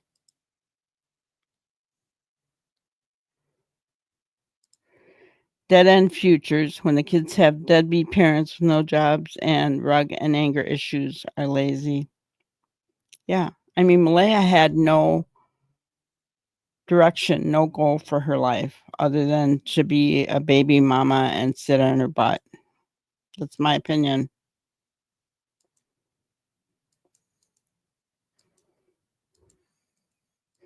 Yeah, Mama Angie, he's always lurking, right?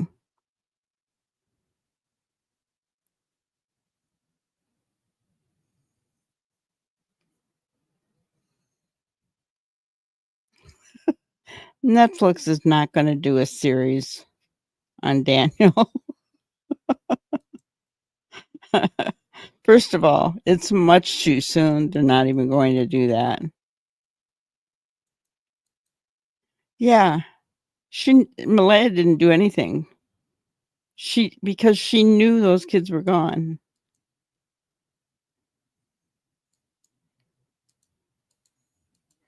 The trauma card will be played. Seawood, yeah. I agree with you, Ginger. Malaya should never have left Patty's home.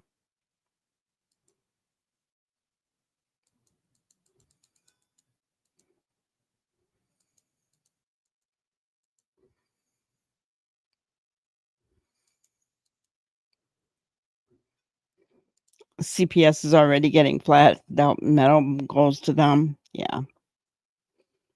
I think they'd be neglectful if they did. Daniel's problems haven't even started yet. Well, yeah. Once he sits in jail, his problems are going to start. I don't know, Lori. Maybe I wouldn't doubt it. But it's still, like I said, if, they've got to want to change for it to work.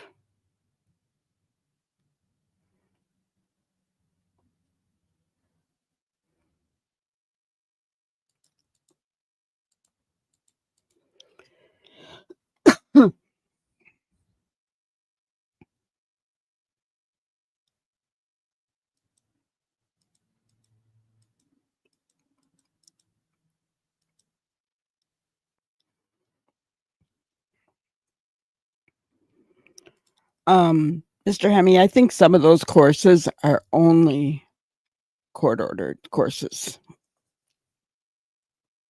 The violence one, for sure. And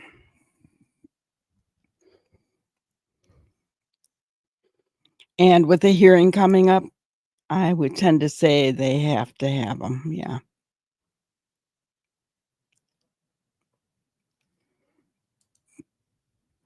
They leave out so much in their retellings and their contradictions. They should put these people in jail.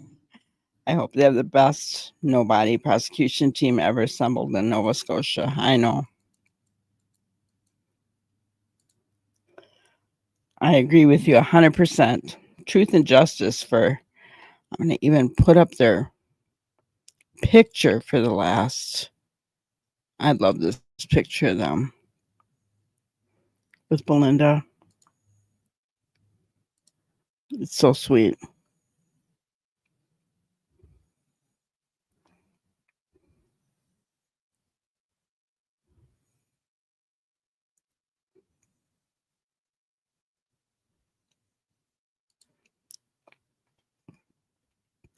I can't believe that Malaya let those POS people hurt her children.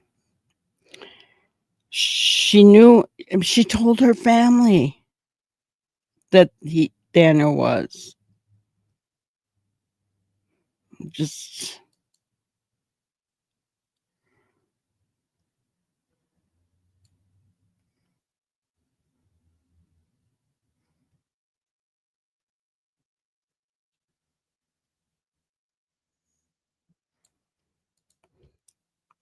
because in my opinion, Logan is just as bad as Daniel is.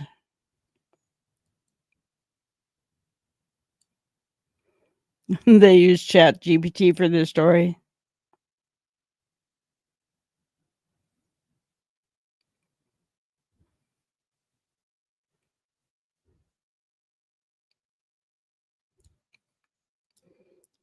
Well, when they have to terminate their rights to adopt Meadow out, I think.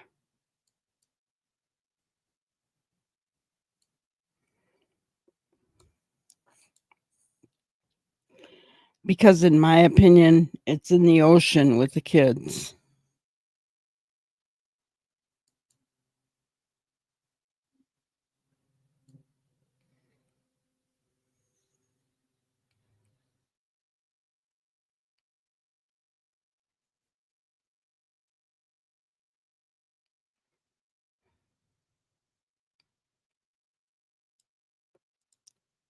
Yeah. Planning items, blankets, footprints, raking driveways in rain. Yeah.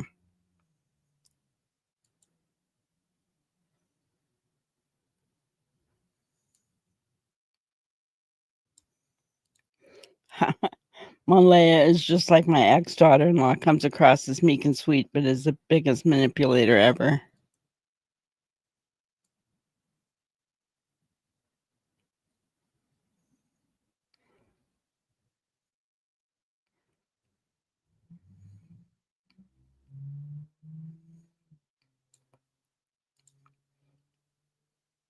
I hope so, but Mama, we've been told that it's a custody hearing. I don't know what that, if that's for sure or not.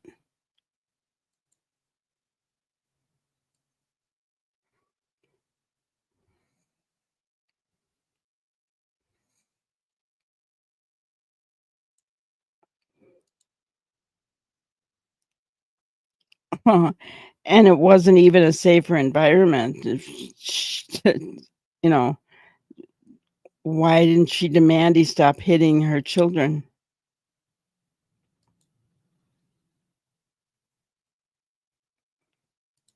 That's a really good question, Cagnatio.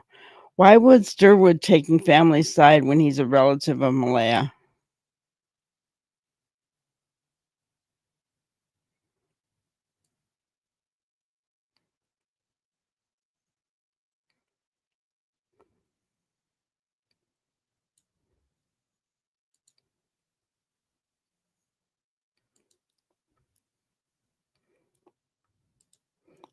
Bill C-92 promotes keeping children connected to their native families, communities, and culture. Meadow isn't going to be adopted out.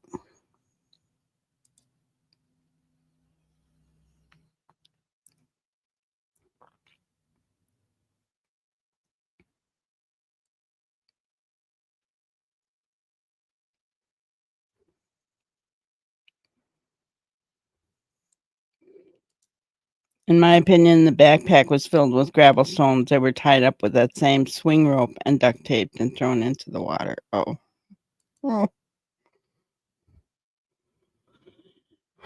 Unfortunately, you're probably not too far off, but oh.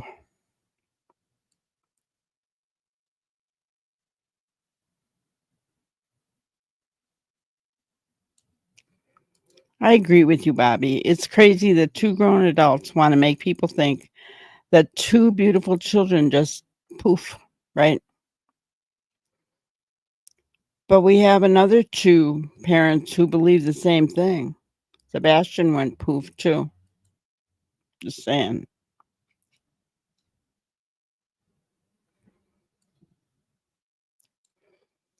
Hey, everybody, be sure to hit that like button.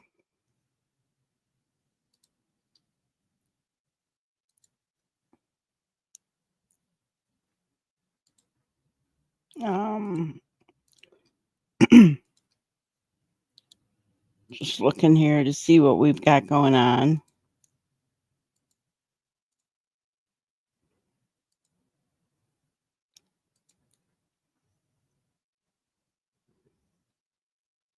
All right.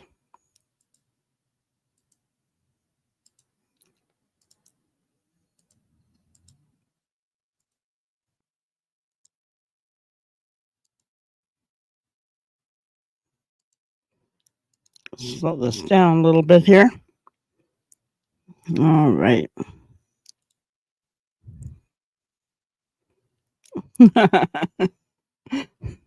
Thank you.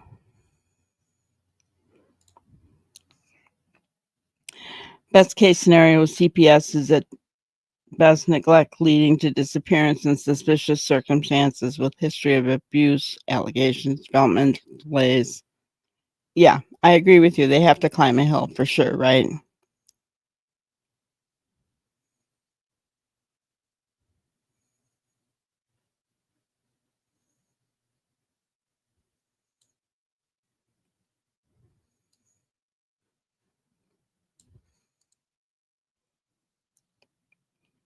He could have been crying because he saw Janie crying. Well, somebody said that Janie wasn't around when he was crying. That's the most recent thing I've heard. Just her dad. Malia's dad's on the reservation and her grandma.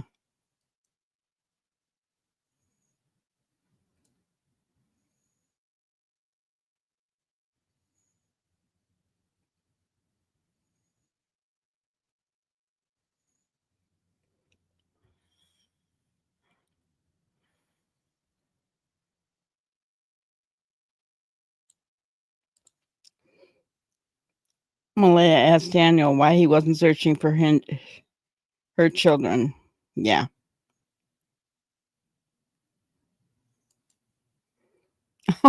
Runs with scissors.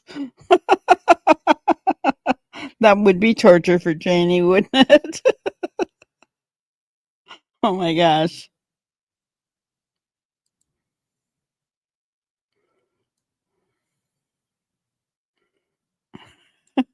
Runs with scissors. Oh, thank you so much.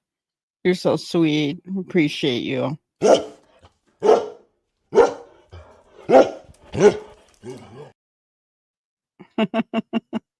Thank you. Thank you.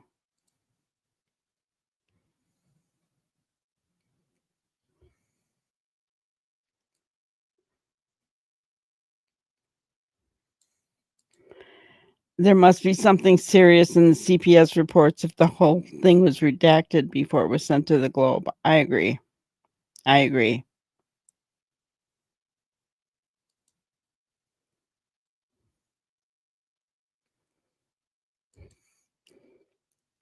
You know, there are, Teresa, but there are a lot of them in Tennessee.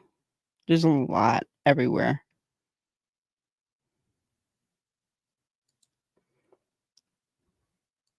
Yes, in this picture, Joanne, they sure did.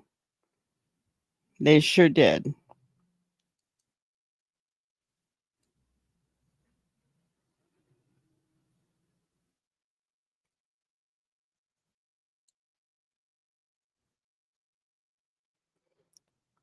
Yeah, Lily does have her mommy's eyes, like the half moon shape. They're so pretty.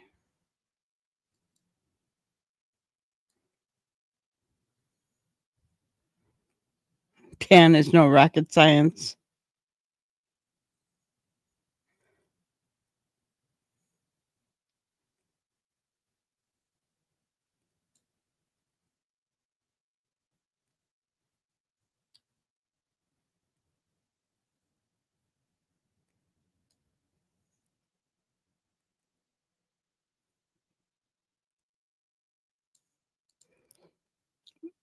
It may not be a custody hearing because it's been 90 days since she was apprehended, and they would have to either go for another temporary guard. Oh, okay.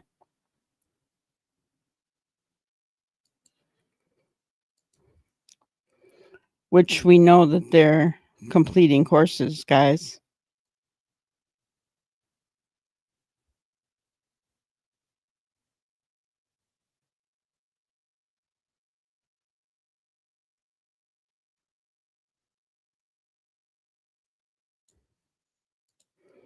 Yeah, Sebastian was a ninja.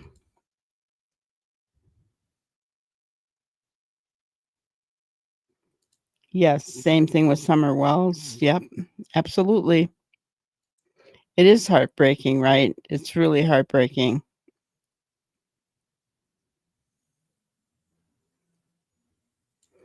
It's a child protection hearing. Gotcha. Yeah. They gave Jaden back to his mother, and look at what happened.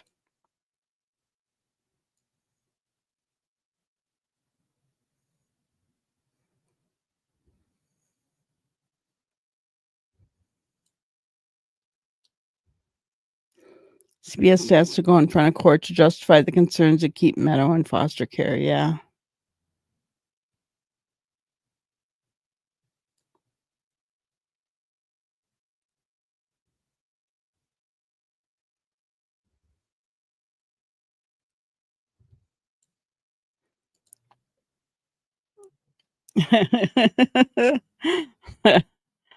I don't know. I don't know. It's crazy. Exactly, Cagnaccio. Poor Lily and Jack went to school grubby, didn't have coats, proper winter attire, bruises, wonder about their lunches. I heard lice. Teacher had to treat them for it. I'm just saying, it's not a good thing.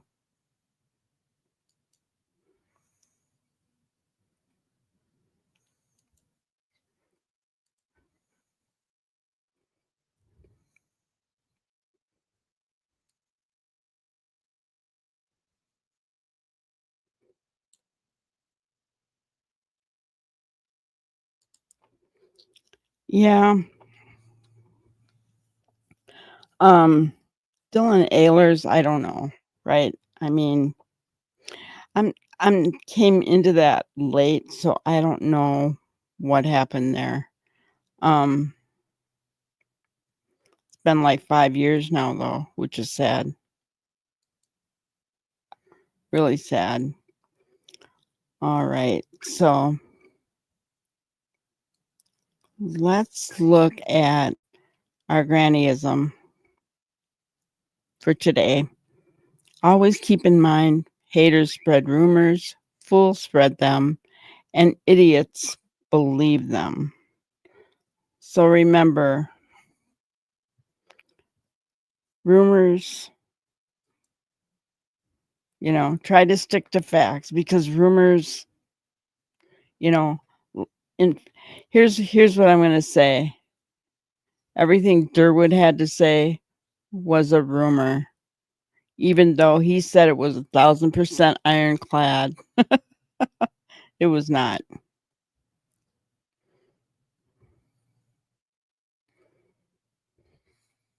But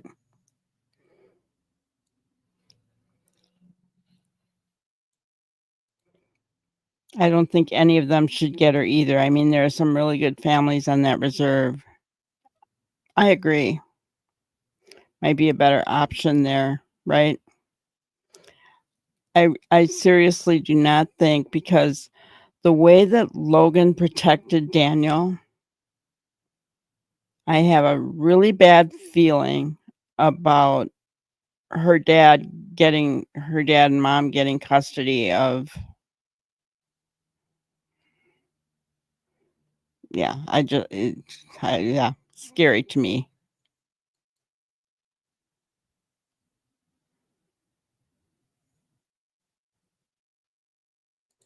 I would seriously hope so.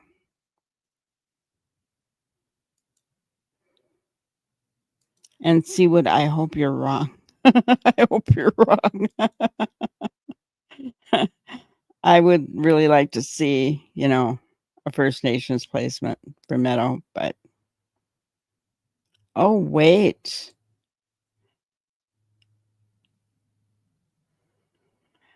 Doesn't hang on guys. Doesn't the band go by the father's lineage though? Hi Crime Science. I heard that, correct me if I'm wrong, but I heard that the band went by the father's lineage, and Daniel, even though Malaya has, that blood, Daniel does not.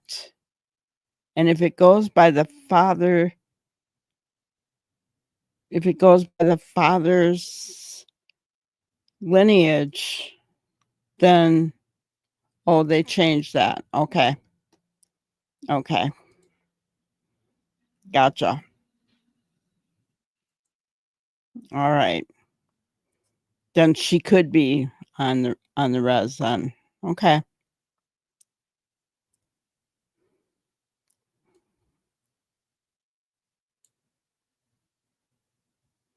Well, that was deemed discriminatory. Gotcha. Okay. Gotcha. Okay. That's why I asked, because I wasn't sure. Good to know. Good to know. All right. Do we want to do our toe tapping one more time before we go for the night, guys?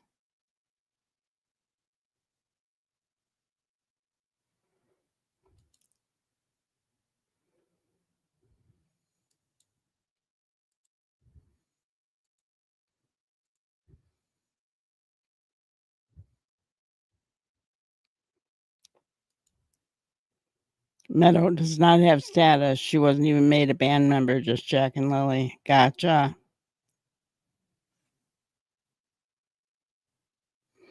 Okay, so you want the toe tapping. Okay, let's do the toe tapping one more time.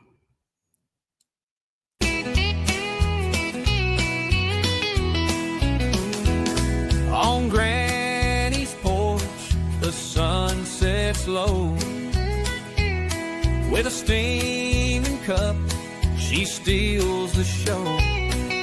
Neighbors gather round, hearts in bloom, for that smoking hot tea and the latest room. Whispers of love, tales of the town. In her sweet voice, no secrets drown. With laughter and stories, the evening flies. Granny's hot tea brings the world to life.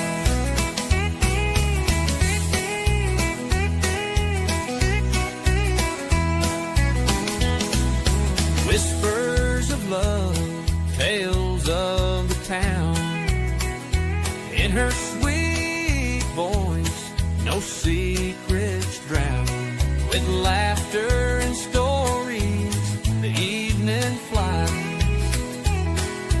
Granny's hot tea brings the world to life.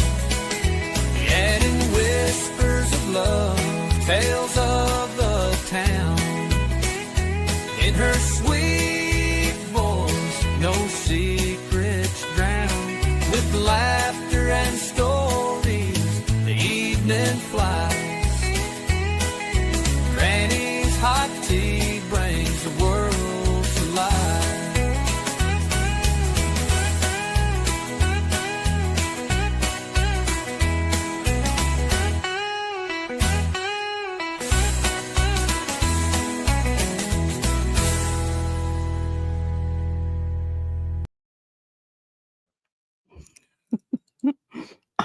Ignacio, thank you so much. That's so sweet. I appreciate that. All right, guys, that's all I had for tonight. Have a wonderful, wonderful night, and we'll see you tomorrow. Thank you for watching another episode of Granny's Crime Busters. We really appreciate each and every one of you. Don't forget to subscribe and like and even share the content. You can follow us on any of our other social media platforms at YouTube, Twitter, Instagram, Facebook, and TikTok. We really appreciate you guys, and you can also email us at granny'scrimebusters@gmail.com. Thank you so much, and we will see you on the next one. Thanks, guys.